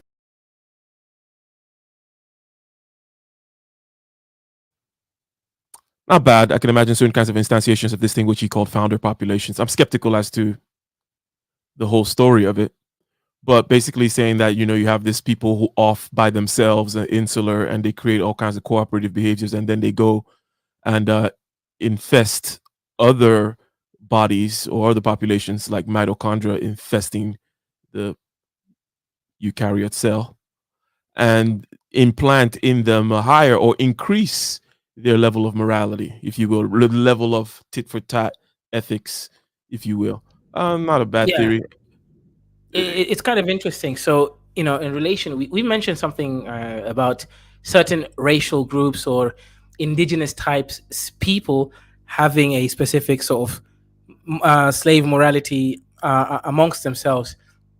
One aspect for this is, if you consider that these groups are much smaller, right? A tribe in Africa is going to consist of 1 million people in a country with 50 million people. So 1 million people aren't going to go against the other 49 million people and, again, making everything equal, right? And come out on top, right? Igbos tried it and they failed miserably. So one aspect here that I'm seeing is one reason why perhaps Europeans or Westerners can have this master morality embedded in their genes far more so than us is because we actually don't extend ourselves past the tribal affiliation as self, right? So for us, right, we're still operating under the idea that we are tribes, and biophysiologically what this means is we do have to submit to another tribe that is more in power because they do exist. Meanwhile, if you're France and you've created a French identity, you're no longer just a small tribe. You're now a whole organism. Well, you're a much larger organism. So when you're going into games with other organisms, you go there with an understanding of power. I guess what I'm trying to say is the indigenous tribes mindset is predicated upon slave morality because they're usually encountering much more fierce foes, and they are multiple foes from multiple angles, aka flanking, etc. So that is the strategy for them to survive. Meanwhile, perhaps the Roman Empire, yeah, right. Your idea is I'm a Roman, and what this means, right? You start extending things related to your ability. Very well put.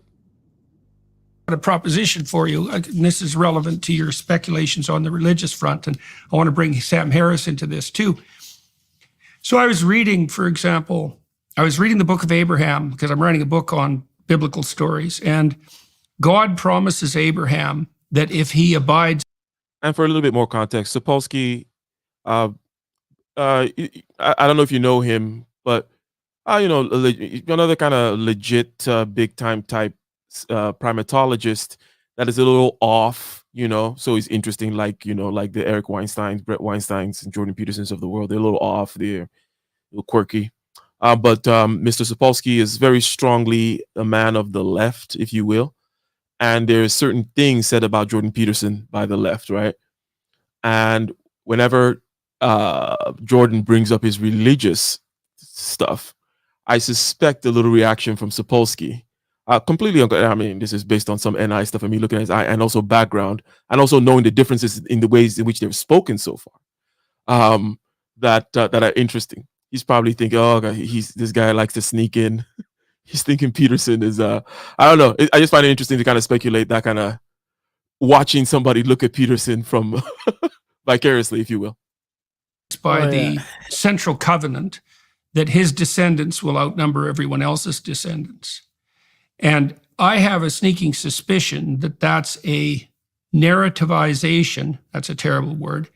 It's a translation into story of the tit for tat, reciprocal, altruistic motif, which is that if you abide by this higher order sacrificial principle, and I'll return to that sacrifice idea, if you abide by this higher order sacrificial principle, all things considered across the longest possible span of time, your descendants will outcompete all other descendants. And one of the things that's very cool about that story. And this is one of George Orwell's kind of NI critique of modern science, and basically saying that modern science is just a whole bunch of NE, right? That goes into something as simple as what God said, for example. Okay, do these things, and your nation will be the greatest. And there's some kind of NI, in other words, concentrated wisdom in there. And then modern science comes in and says, statistically, over time, given this game theoretic this, and they model, just to arrive at the obvious point that God said in one sentence, right? And it's I know I keep on bringing that point by George Orwell, but it's an NI kind of NI supremacist point. But yeah. So when God reveals this truth to Abraham, who's decided to act in a proper sacrificial manner, right? He's sacrificing the present to the future in the optimized manner. Then God says, look, don't be thinking that this is going to be straightforward, because your descendants are actually going to struggle for a number of generations. But if you can hold out for the long run, and it's 4 generations in this particular story, then you can be certain that the pattern of adaptation that you've chosen is going to work well for you, but also very, very well for your descendants. And so, I know that Sam Harris, who's very concerned about the problem of evil, has been trying to ground a transcendent morality in objective fact.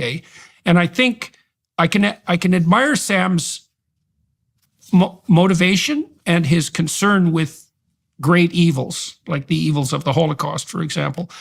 I think his attempt to ground morality in objective fact is misdirected, partly because I think a much more fruitful place for an endeavor like that is actually in game theory. It's kind of interesting, because there is something there, right? I mean, you mentioned that a specific, let's say the Holocaust, was a great evil.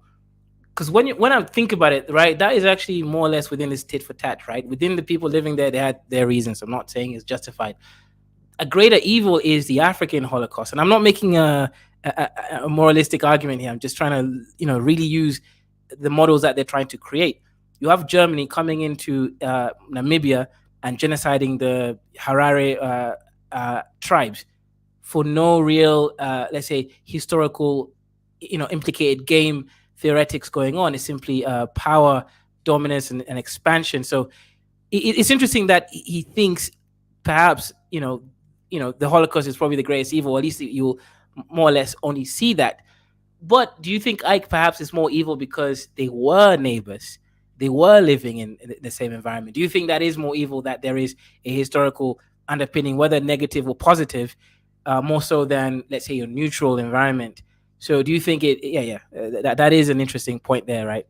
No, I believe so. I believe that the story of some horde of barbarians coming and massacring is very different than, you exterminating people within your population, right? There's always a little bit more of a horror in the imaginations of the people who are listening to the story, right? Than not, right? Because hey, people will attack, oh, barbarians at the gate. Okay, we get that. But all of a sudden, my neighbors are gonna just turn against me next week, and I put me in an oven. That definitely does strike one differently, right? So I think they're just basically kind of sounding that. Now it does kind of also resonate with the theory, the way they're laying it out, right? Yeah. So no disagreements.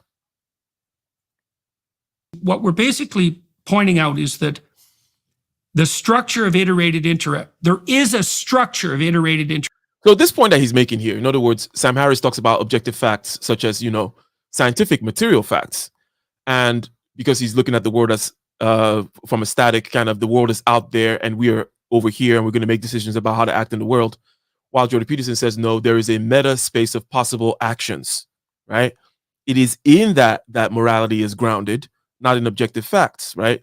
Now, one need not fall one way or the other with regards to this thing, and we'll answer Dee's question about Jordan Peterson here also. But what do you think about that? In other words, hey, we've already talked about this. First, there's the environment, these objective facts. Then there's the organism, some more quote unquote objective facts. But then the interaction between these organisms over iterative games over time has a shape, has a space of possible outcomes, right? It is in there that morality dwells, not in some objective facts realm, right? Is what Peterson seems to be saying here, as opposed to the Sam Harris thing. But any comments on that, well-trodden path? Yeah. So, okay. The fact that we have a signal error potential, right? And whatever the hell signal error means, misinterpretation of motives. The game includes more than just facts, right? The game includes perceptions, right? And perceptions are beyond fact. As we stated earlier, right? Using, let's say, the animals, right? The bats or whatever it is that he talked about, right? My kids may have fed perfectly fine this day today. Yesterday, and they're completely full. They don't need any more. But because this woman here didn't feed my kids today, even because it was her turn to feed it, I'm going to feel a way about it, right? So whenever you look at morality and all these things, there is your own internal interpretation of events, right? And also the simple fact that we don't store events in our mind with perfect recall means that the facts are no longer just base facts. They're facts with feelings, which really are captured as events. And an event, of course, is interpreted to a specific aspect, right? So no, I don't agree with the Sam Harris aspect. I definitely do agree more with the Jordan Petersonian sort of view on this. And answer these question is Jordan Peterson is Christian, right? But he's like a new age Christian, more or less. That's the best way for me to answer that question. Okay. To take out the jargon, but the modern jargon, the modern kind of pamphleteer magazine article like jargon from what you said, he's more like a man, right, who is truly modern. In other words, he's standing at the edge of what the population, human beings, call morality and religion, right? So he doesn't have anything but the abyss to look into, right? Hence, you're going to find him being very skeptical about saying things like, answering questions like, do you believe in God and such, right? Because he's looking into the abyss and he's talking about things like this. In the abyss, you find emergent things and such, and some miracle, and everything is a miracle, by the way, when you're standing at the edge and really looking at things.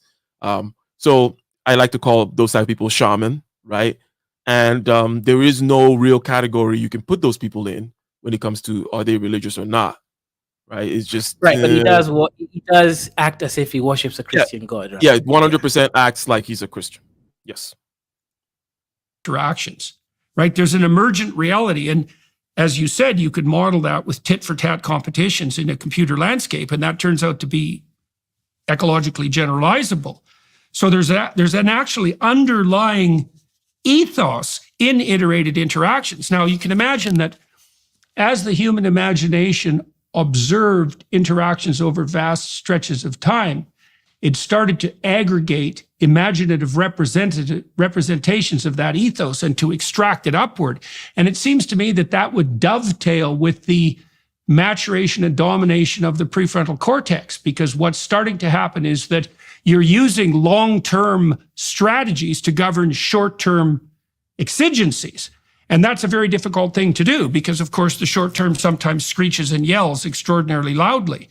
But you're going to comment now on the meta conversation and the styles between these two. I find, for example, when Jordan Peterson does the kind of thing that he does, that he just did right now, in other words, for someone whom is intuitive like myself, painstakingly painting an obvious picture to them about like, oh, so human beings then observe this pattern over time, and then we create this story, blah blah blah, and also a concern with first-person phenomenology and consciousness, right? But then immediately tying it to something such as some correlate like the prefrontal cortex, right, which engages this guy on the right, right, more. Yeah. Than these imaginings of blah blah blah. Well, what are your comments on that? No, I agree on that, but also I don't know if Jordan Peterson knows what a prefrontal cortex is, right? Every time he wants to say something that is like conscious, he just says prefrontal cortex, right? It just say conscious, right? Like conscious aspects of your brain that's connected to which is what he just said. Basically, the emergence of consciousness is that. So you have this machine, okay? It could be a thermostat or a cell or whatever it is. It's in the environment, and it starts recording over time, right? And it starts codifying in layers and layers. And one of these layers is called kind of like consciousness. Consciousness has these stories about how you should act, and these ways in which you should act over time is going to be more successful. It does match with all the recordings for time immemorial of the cells and whatnot. Right. But he just loves saying that word, man. So it's like, but yeah.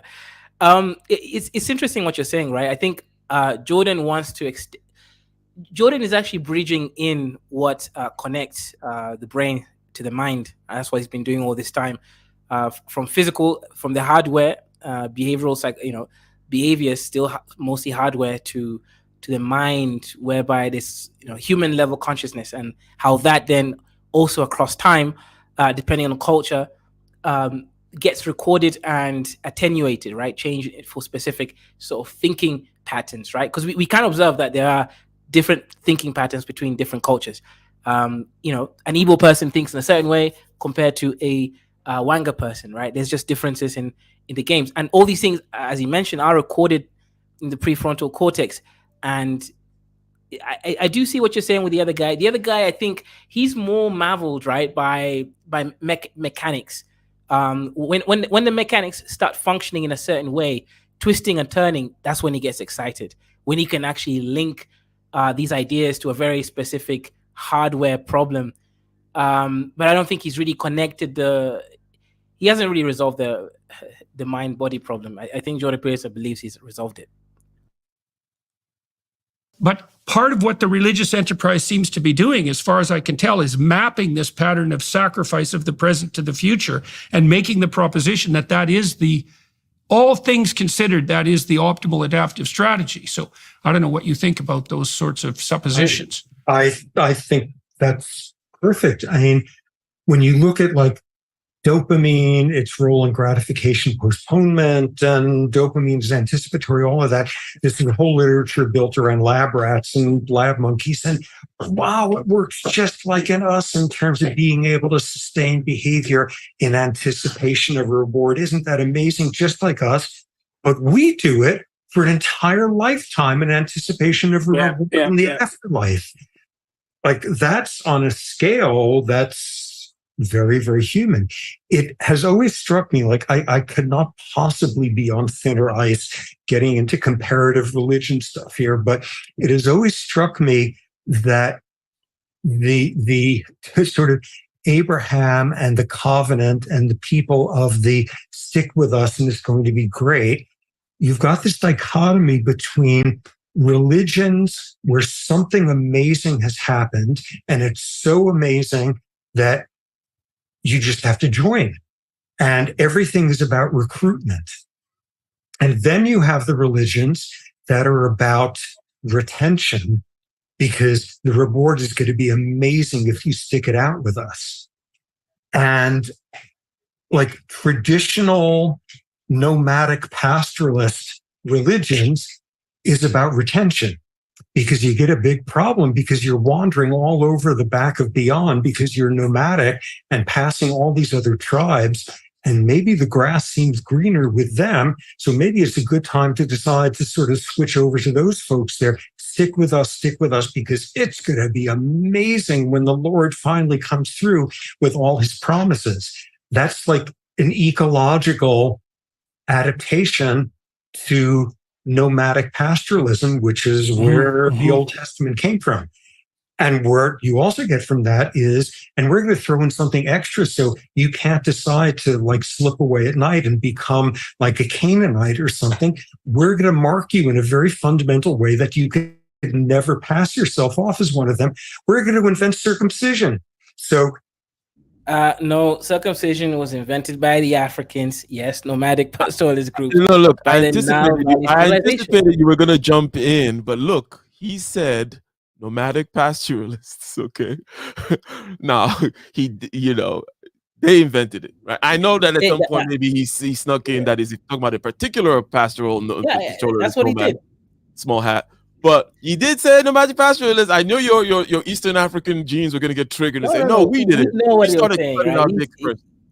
He said that the Jewish people invented that. No, it's not invented by the ancient Egyptian. That's the oldest place it's been recorded. And this is Nile Valley civilization stuff. But anyways, to the whole marking of things, that is all true. They went Egypt, they copied Egyptian culture, and then they went into the desert and started copying it.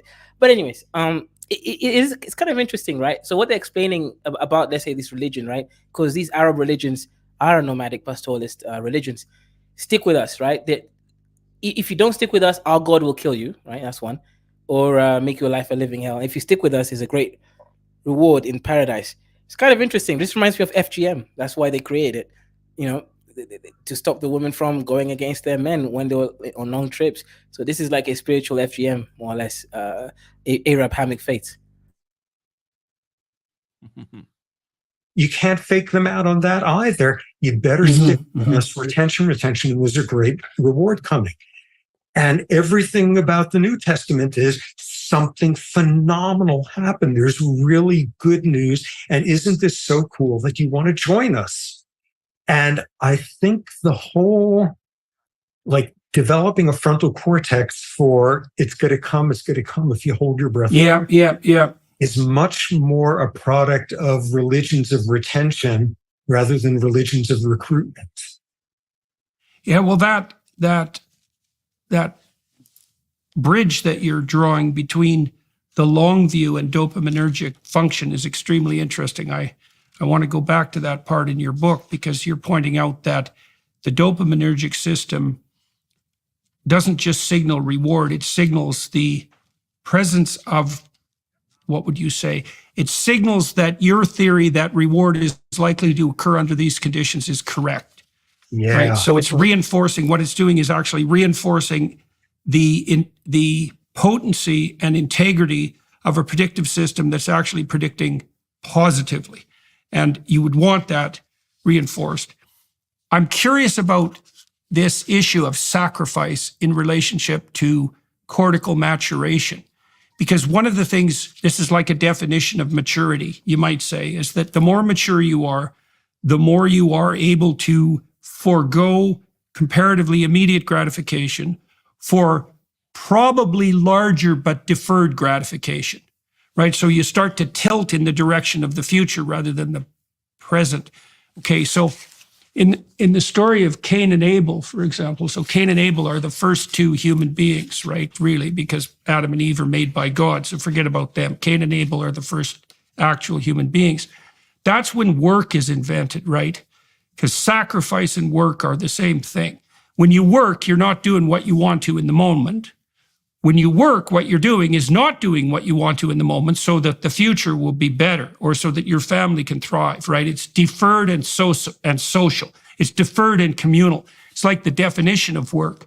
And then the idea is that if you work properly, whatever that means, and that's what Abel does, then your sacrifices are going to be rewarded by God. Whereas if you hold back and you take the psychopath route and you pretend, then you're going to be deeply punished. But the fundamental issue there, and this is the question that I have for you, is that it seems to me that there's a very tight relationship between the insistence that sacrifice is necessary and maturation and the emergence of the prefrontal cortex as a predictor of deferred future reward out of the landscape established by the limbic system that's much more concerned with immediate gratification. So it's sacrifice compared to immediate gratification. And then there's a discussion of what constitutes proper sacrifice. Exactly. And that's where, like, you study dopamine neurochemistry and this receptor subtype of the dopamine receptor, blah, blah, all of that. And when you really look at the system, what you have to come away with is we humans have the exact same neurochemical system as every animal out there. And we have a totally unrecognizably different one because we mobilize the same damn molecule and the same like mesolimbic cortical pathways. And we do it so that our great grandkids will have a better planet.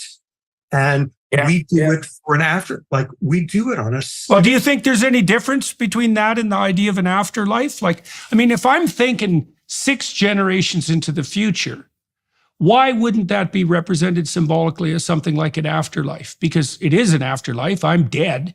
And if I'm trying to conduct my behavior in a manner that's so moral that it's actually echoing properly 1,000 years into the future, I don't really see any difference between that, practically speaking, and my conception that my behavior should be governed by something like infinite regard for the potential future. I mean, it's tricky, right? Because you have to discount the future to some degree to survive, but all things considered. Okay. And perhaps we'll start winding down as we've hit the 2-hour mark here. And maybe we can catch up the rest of this video at some point. Interesting point here, linking to the, again, Jordan Peterson, staying very much in narrative space, in a space that is very much concerned about first-person perspective, conscious experience of these patterns and how we embody them, especially within the mind. While Sapolsky talks about things like the hypothalamus and such, which I don't know if I have or not. One could go deep skeptical all of a sudden and be like, how do I know these freaking biologists are not but anyways,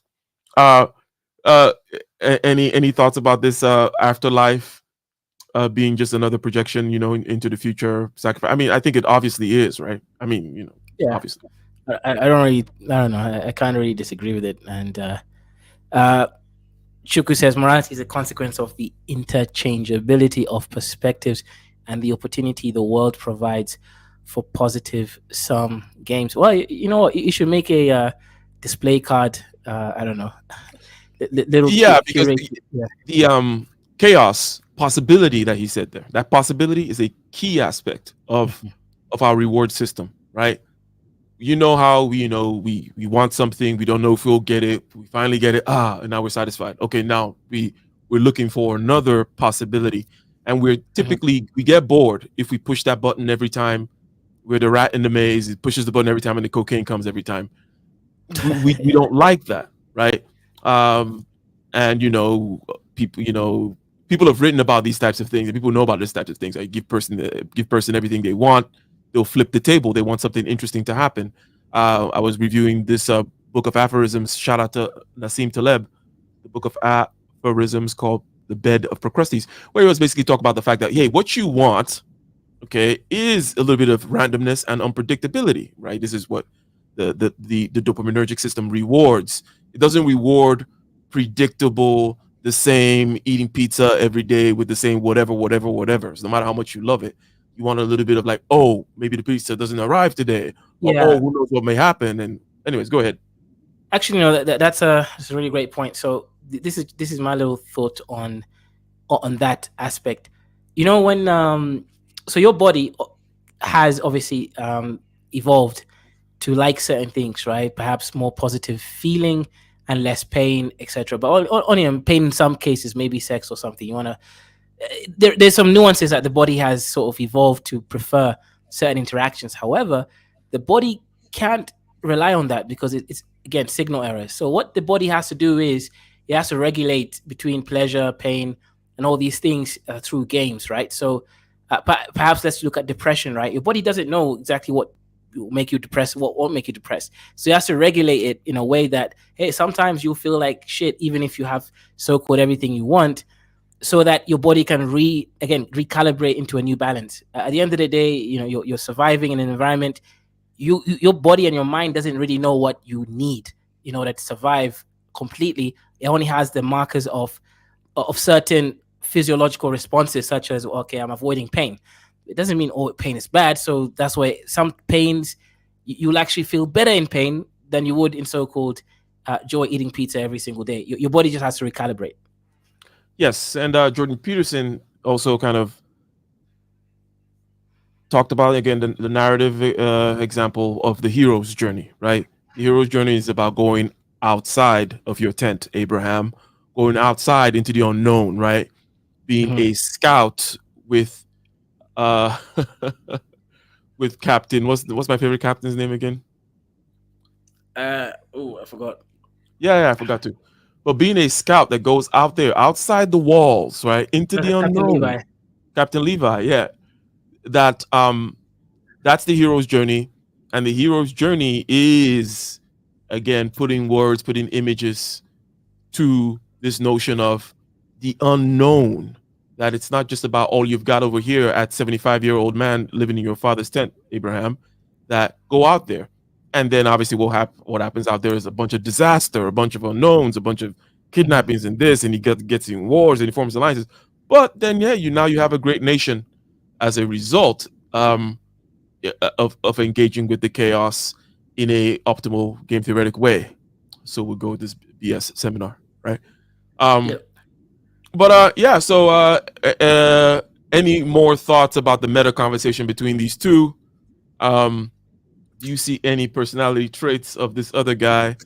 He doesn't seem to be a TI heavy person.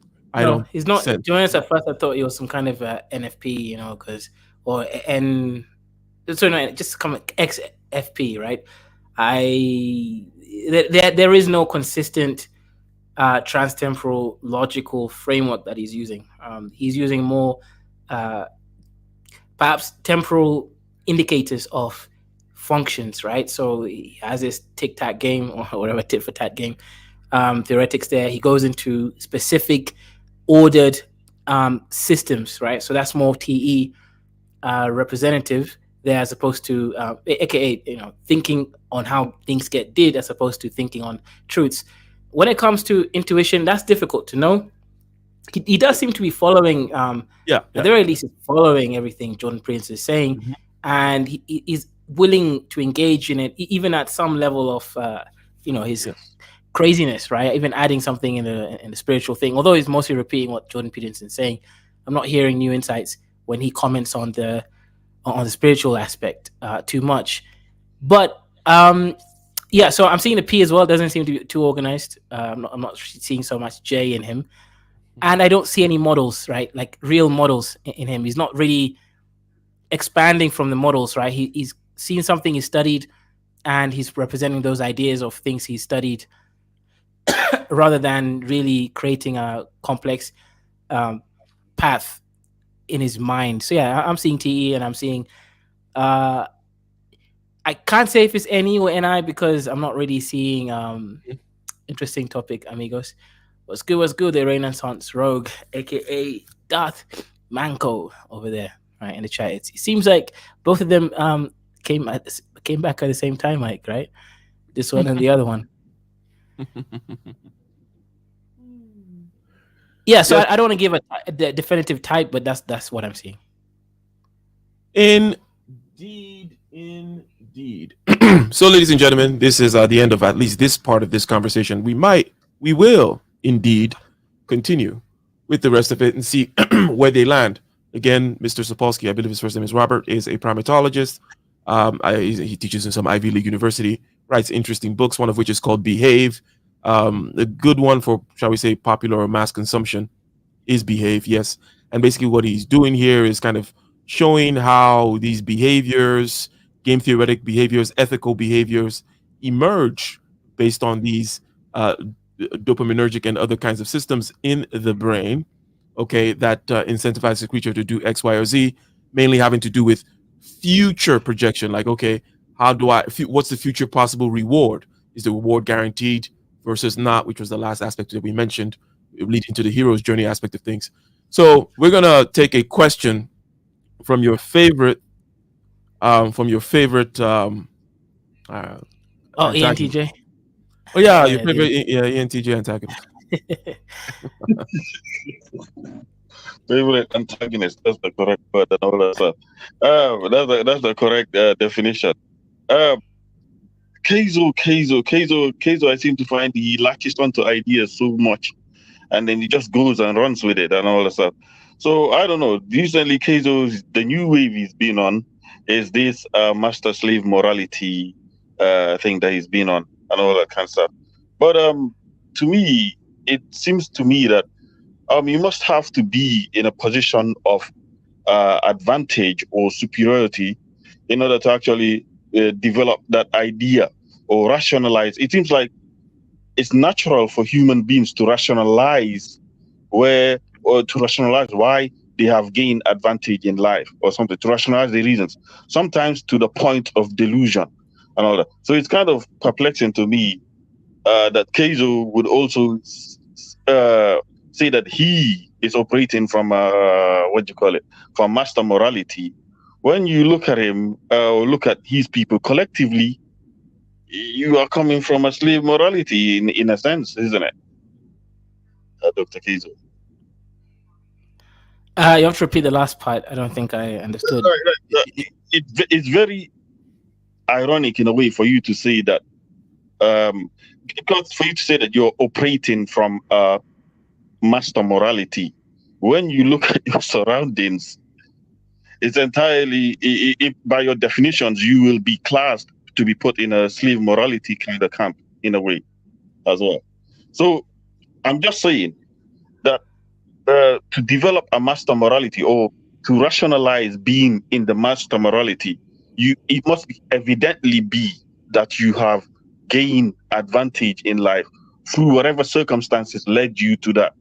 So sometimes some people like to delude themselves into this view that they are somewhat masters or something like that, or they have a master morality, if there's such a thing as well. So for you personally, then this is the dig.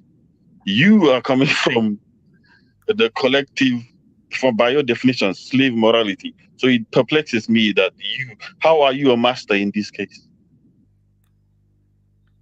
Okay, so I'm a master because I'm only me. I'm not my tribal culture or nation state, right?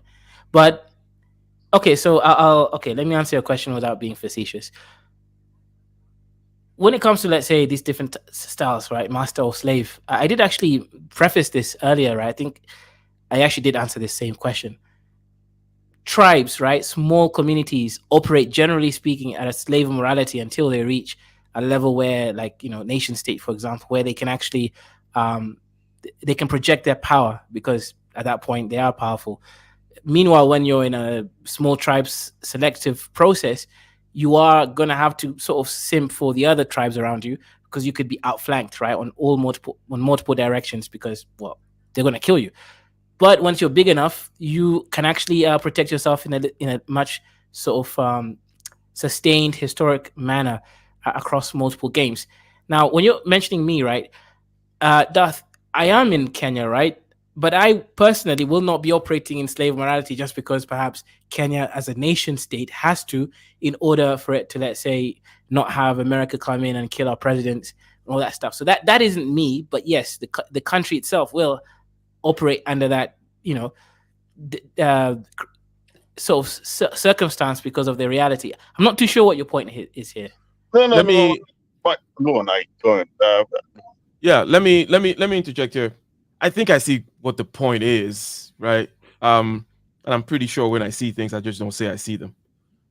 But I think the question is a little bit mistaken, in the sense that, yes, it may or may not be the case that Kaizo said something about himself that he's now answering in the first person. But I find that whole thing to be a complete non sequitur. The point of such concepts as mass morality and slave morality have different frames in which they can be applied, obviously, right? So typically speaking, in order to rise out of the dirt, rise up to be Genghis Khan, for example, to build something, you have to do a little bit of master morality aspect of things, right? You have to dominate. Okay, you have to be more Old Testament while they're going out there to grab the land of Canaan, land of milk and honey, and kill every man, woman, child, and everything. Right? That is what master morality is about.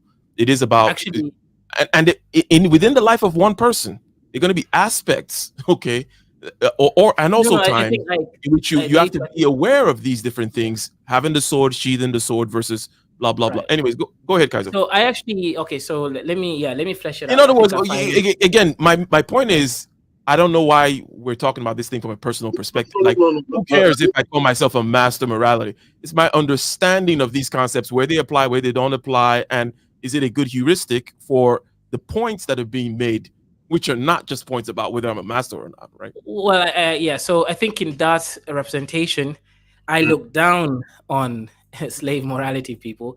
So he's obviously trying to attack my psychological framework to perhaps make me see the hypocrisy. But let me respond to that, Daph. I think let me see. Okay. You've made some points. When I look at it, what you said, but for somebody to be in that frame, in that mind frame, or somebody to be in that mind frame of a master, that's what I mean. That evidently circumstances must have led to that person to be there. Otherwise, you cannot be operating a master morality if it's evident that you are lacking something. It's like an irony, or what's the word? what do you mean lacking something? That's the part. No, I think that's just like I think that is an error at a rather large scale, because you're basically saying that you cannot be 6'4" if you're in this society that is on average 5 feet or something like that. That's what I want. That you can. These are like attributes and even personalities too. In other words, there's always the outliers, the intuitives, let's say, whom are always few in number in any population. Because the population does not represent their type at its highest level, and they're not operating that way, doesn't mean that person doesn't exist, right, in the population. Yeah, that's a really great point. So, Darth, let me ask you a question, right? A society like in Africa, where, let's say East Africa, where people don't speak their minds, they try to say, oh, hello, please, possibly, what are you doing tomorrow? Instead of going direct and say, tomorrow I'm having a party, do you want to come over? They won't be direct. So do you not think that there are many individuals within a culture like in East Africa who are non-direct, so they formulate these game theories, right? These theories, theoretical play games, whereby they forge this non-direct sort of culture? Or do you think it's just diverse and somehow this culture just got theirs by itself and there's no link between the critical mass of people who are non-direct, create the East African non-directness versus West Africa's, or rather Nigeria's, again, culturally speaking, directness? No, not necessarily, because when I look at it, many cultures at the end of the day, when moved from position of need to survive, I need to survive, I need to survive, I need to just fight this tribe. When they move from a need to scarcity and they get to a position of abundance or peace or tranquility, they start to become more social. So they start adopting more African, you might write as the Scandinavian countries. So let me ask you a question then, right? Hold on. Like the Scandinavian countries be more socialist, or Europe be more socialist than the United States as well. They are in such a rested state that this is what they have adopted. You might call it to be slave morality, which you have termed it as yesterday, that the Scandinavians are operating in that. But no, it's because they have developed to such a point that they have now in that rested state. So you call it. So some societies get to it. The Chinese were like that a long time ago. Africans to a certain extent in our environment, we're like that. So when people are in a rested state and are not faced with such pressures to survive, then they're not operating in that perhaps master morality. Do you understand? No, so because where would you put the let's say the slaves in Rome and all that when they used to rebel, like Spartacus and all that kind of stuff? Were they a slave morality people, or were they a master morality? The slaves that rebelled against Rome. I mean, it depends how many times they rebelled and the specifics of their history. I'll tell you this: Haitians didn't have slave morality, right? Haitians went there, they took their the weapons, and they went to gain their freedom, right? But anyways, look, Darth, I think you're doing something which is interesting here.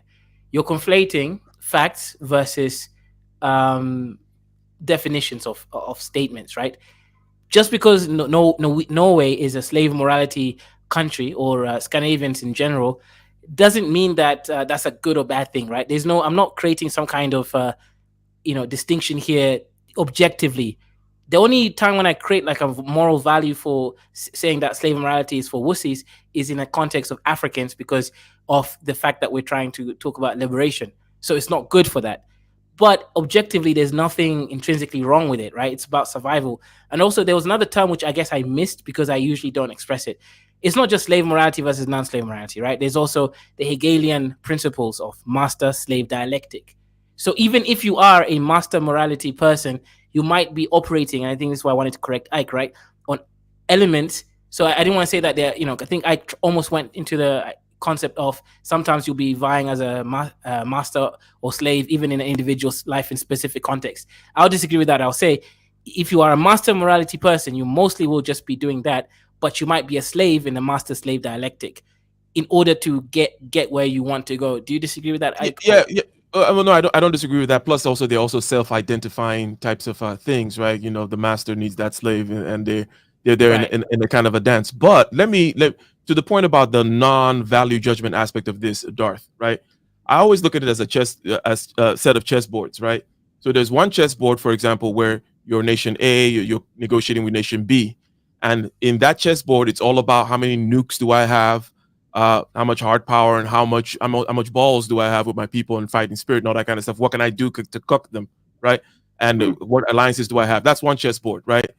And then within that, there's another chessboard too, where you're like, okay, how would this play out in the minds of certain other people? How are they going to see me? Am I going to be seen as having the moral high ground? The moral high ground is typically a slave morality play. And by the way, slave morality, which is what Nietzsche called it, it's just a way of kind of making it stick in your mind. Basically, it's the New Testament. There's nothing low level or bad about the New Testament. It's a higher level game, right? Where you're now playing. It's a game of inversion where now it's hard harder for the rich man to get into heaven than it's harder for the camel to pass through the eye. But why? Why is it? Why is it that it's the higher level to play, and why is it that that's the most? Why is that the case? High or low, right, is just a way of putting the spectrum, right? Okay, and I'm just saying that on the lower end of things, that how many bricks do I have? Am I going to take this town and all that kind of stuff? It does not involve too many moving parts. Okay, when you now have a sword, but you have to sheath the sword, and now you're playing mental games, is all I'm describing. So high, low, you take your pick, right? But you do often have to have a sword before you play the I'm going to sheath my sword game that Jesus describes in that the real form of slave morality, right? So that's where you even see that the two of them have to merge at the top of Maslow's hierarchy of the peak there. That self-actualization is somebody who has mastered the bottom, got their sword, and then now they have to sheath their sword in order to play moral high ground games. Yes, I hear you in the sense that you have the sword, you have the nuke, you have the power and all that stuff. So now you're having to kind of play down your power, play down your weakness, like Sun Tzu, appear weak when you're actually strong and all that kind of stuff. But that's a different point. But what I'm saying, why do many powerful nations or powerful societies as well tend to play this way or just go ahead and play? Is it because inherently we all have a perceive that this is the higher level of being, or what a high level of being as a human being, what we consider to be a slave morality? It's kind of, you seem to say the Scandinavian countries are kind of high level or superior to many cultures as well. So why do they adopt a slave morality? Okay, so let me add here, right? Because it's the natural way for human beings to be. It's not a slave morality. I question the terminology. That's why I'm kind of reversing the argument here. I'm trying to argue the argument, not personally. I just took a dig at you, but I'm just arguing that. I'm giving a try. Scandinavians are protected by NATO, right? The American military. They don't need to do it themselves. So they are, whenever you're playing this game, America actually plays the game at the real highest level, but I would prefer to live in Scandinavian countries because they give me what I want. But even them, they are at the shadow of the American military protecting them, right? That's the part which we're not really getting here, Darth, is Scandinavians can afford to be operating a slave morality at their countries because they know no one's going to attack or kill them because America, NATO protects them. Africa hasn't even reached the level of having a sword. We can't even make steel. So it's not the same thing. We're operating at a very low level, which is in this master-slave dialectic, we're the slaves, right? We don't have any power. So we're not, it's not the same thing. Okay. Well, also, we're talking about the populations, right? Populations and the ways in which they develop and the kinds of things that they. So, for example, Mr. Sapolsky in this very talk talked about these founder populations. You're talking about insular, homogeneous kind of groups, such as like, I don't know, the Swedes or something like that, or the Japanese. And in there, just like you would imagine in your family, communism rules. Isn't that right, Darth? Like, that's fine. It says, communism in my family, socialism in the community, and then you get to full blown capitalism, or shall comes to the state, right? But when it comes down to the family unit, my blood, your blood, that is more of a communistic, which is more of that kind of a slave morality, which is, I'm going to bend for you. I'm not gonna be too demanding. We're gonna take into account each other's weaknesses and such. So there are certain communities, especially when they're insular and similar to each other genetically, right, that develop that kind of thing, right, for natural reasons. You say it's more natural. It's like, yeah, everything's natural if it happens, right? Like, so for their context, their environment, their group, they develop that kind of thing because game theoretically, it's best to operate that way.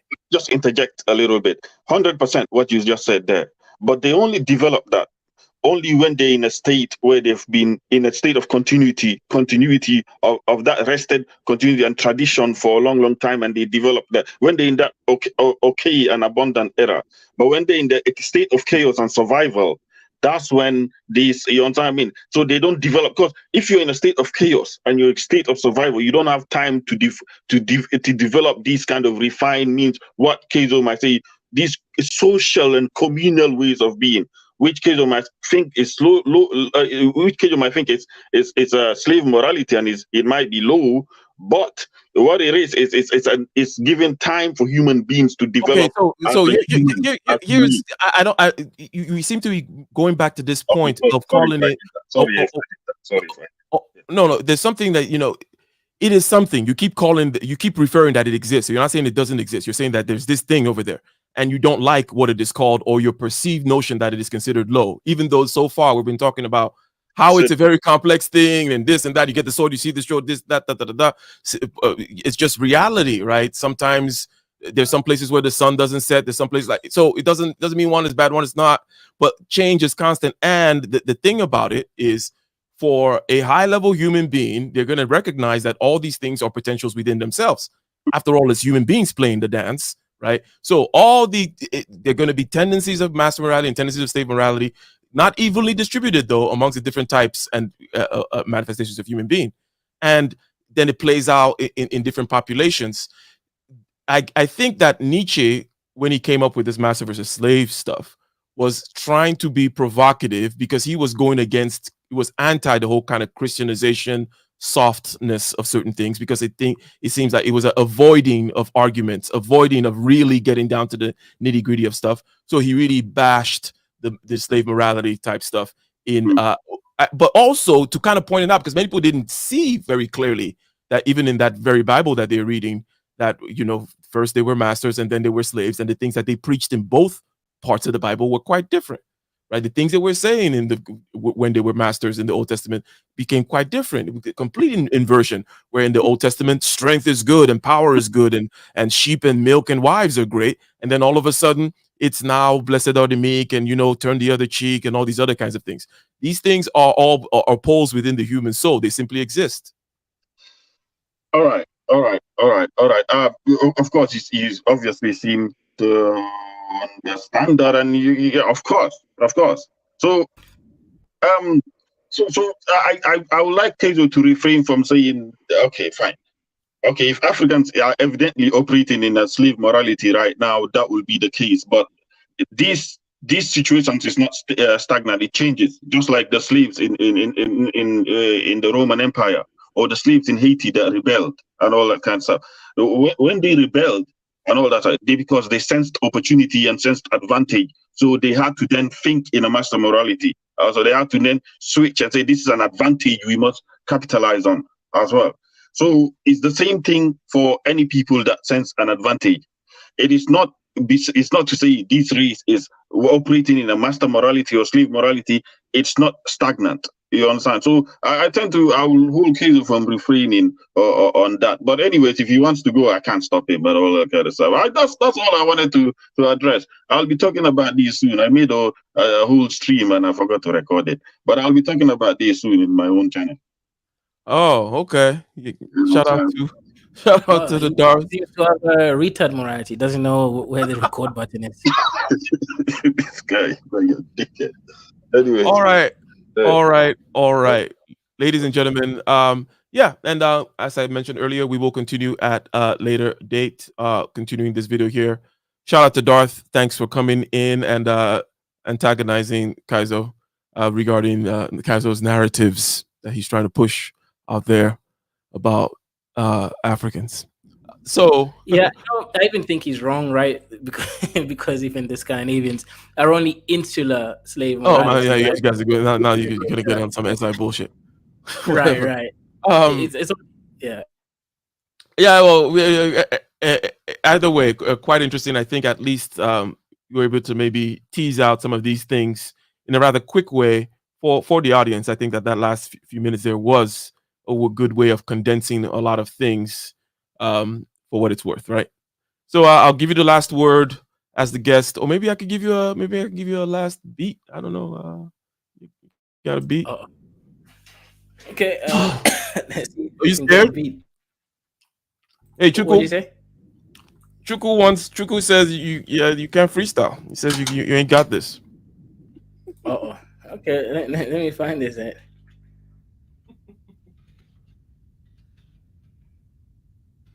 Let's see. Savage Right? Comeback by Dr. K. Yeah, go ahead, find your beat. Find your beat indeed. Now, kind of thing that's funny that if I look from a particular standpoint, it's the thing that people like Peterson do. It's for a very narrow audience. Now he has a vast audience because he's good at delivering and he feels what he says and he puts it in a particular way. But all those and also it's nice. Narrative is nice. Story is nice, and the way he's able to tie things to narrative and story. But those imaginings, those phenomenological first person imaginings and concern with consciousness and such, I don't think maybe 2% of people are actually there following. So I think that the criticism of the Peterson type is valid. That these guys are just talking nonsense.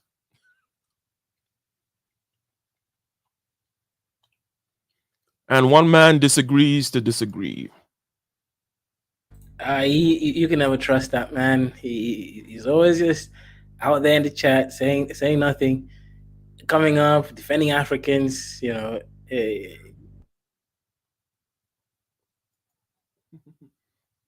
Chuku, man.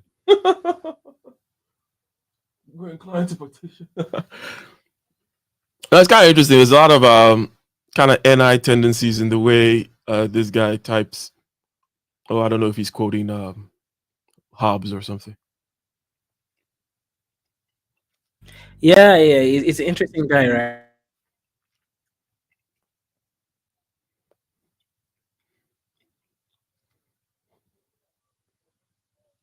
You know what? Let me see. Let me check something here. Let me find. I think there's that beat that Which one? Dr. I found a beat, but I don't know if it's good. I was just downloading it right now. Then I'll share it. Sharing is caring. But I hope my daughter doesn't become like Karen. Oh. Weak sauce. Okay, and I'm gonna. Okay. Would it be better if I found a beat on my computer? Or doesn't matter. Latency will be fine. Yeah, I don't think it matters too much. It matters. Okay, so let's see.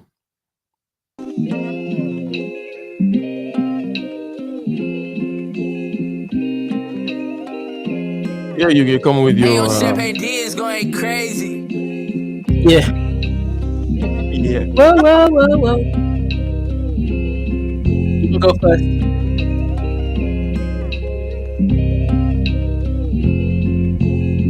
Hold on, I was doing something.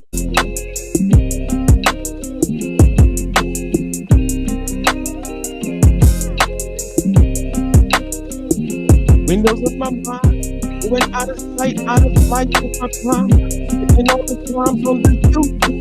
It's daily, baby, making that paper like my name was crazy. But I'm not Patrick. I'll be liking, I'll be clapping. You don't want to see when you start yapping to the captain. That was Jay-Z. I went with Aspen up to the hills, and then now we be basking in the sun. Yes, we be drinking rum in the sun.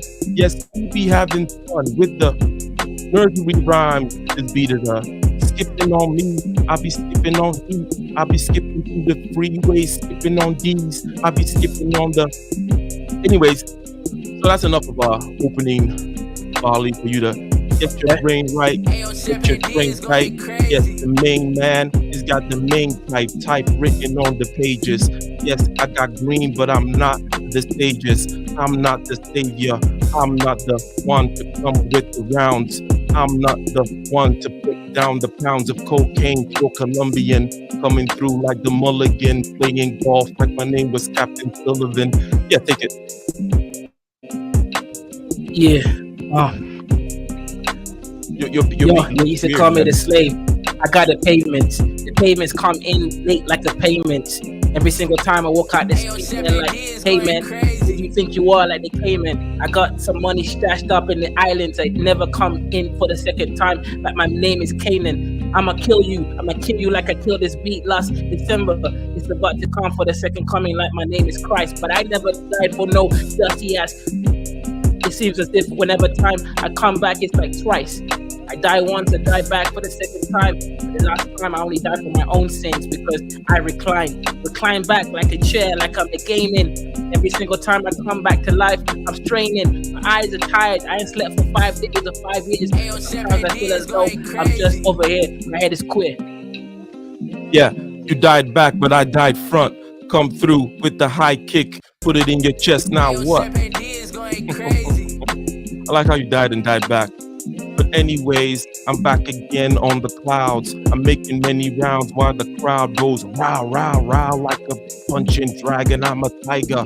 I decipher from the lower to the higher. The spheres of the court is where I report, and the spheres of the morgue is where you report. In a body bag, toe tagging, and I'm smiling. Leave you buried in the backyard when I laugh hard.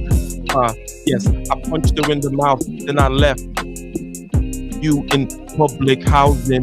Now you be screaming and pouting, shouting from the top of your lungs, the top of the drum, where I play my beats at. Yeah, you know that's where I keep the beef at. Anyone can get it, anyone can spit it, can rhythm it, rhyme, and come into the rhyme. Whether I say words or verbs and nouns, I don't care the way that I pronounce. It just comes through like flowing waters on the bath. You don't want to see me write another paragraph off the dome, off the home, off the pen that I honed, off the bones, off the stones, off the chrome, any day.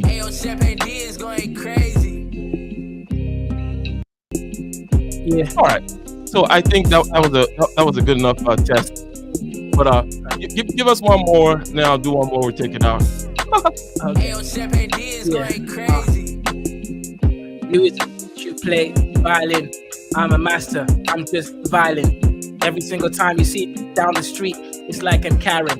I ain't caring about your kids. I'ma slap them in the ear until they be crying. Every single time I come back, I keep coming for the second time. They rewind back like a reverse satellite time. Satellite stations like Elon Musk with his money-making machine over here in the dusty African deserts. That's what you call the Starlink design. It's a Starlink thinking about the future, thinking about the right, the verbs, the lyrics. the interstellar situation, traveling across time and space. Like my middle name is, I'm classing out this place like I'm a history class session. Every single time you call me back, it's like I'm amazing. I'm a Black American slave. That's all that happens. Slave morality or the slave master. I come from Mount Shasta with the disaster blast to take you to the back of the room. Back will come soon, back will go boom. That's the rudimentary English I be speaking, the language that I be creeping. That's what I wrote and was written on. Beat that I be spitting on, the rhymes that I be riffing on, what you be getting on when you come to YouTube. We got this new tube on the YouTube, but you lose, cause I move like a cow, go moo moo. Shoo-hoo, soo-hoo, soo-soo. Anyways, just chilling, just having simple little riff out here to end the stream, ladies and gentlemen, and we are out.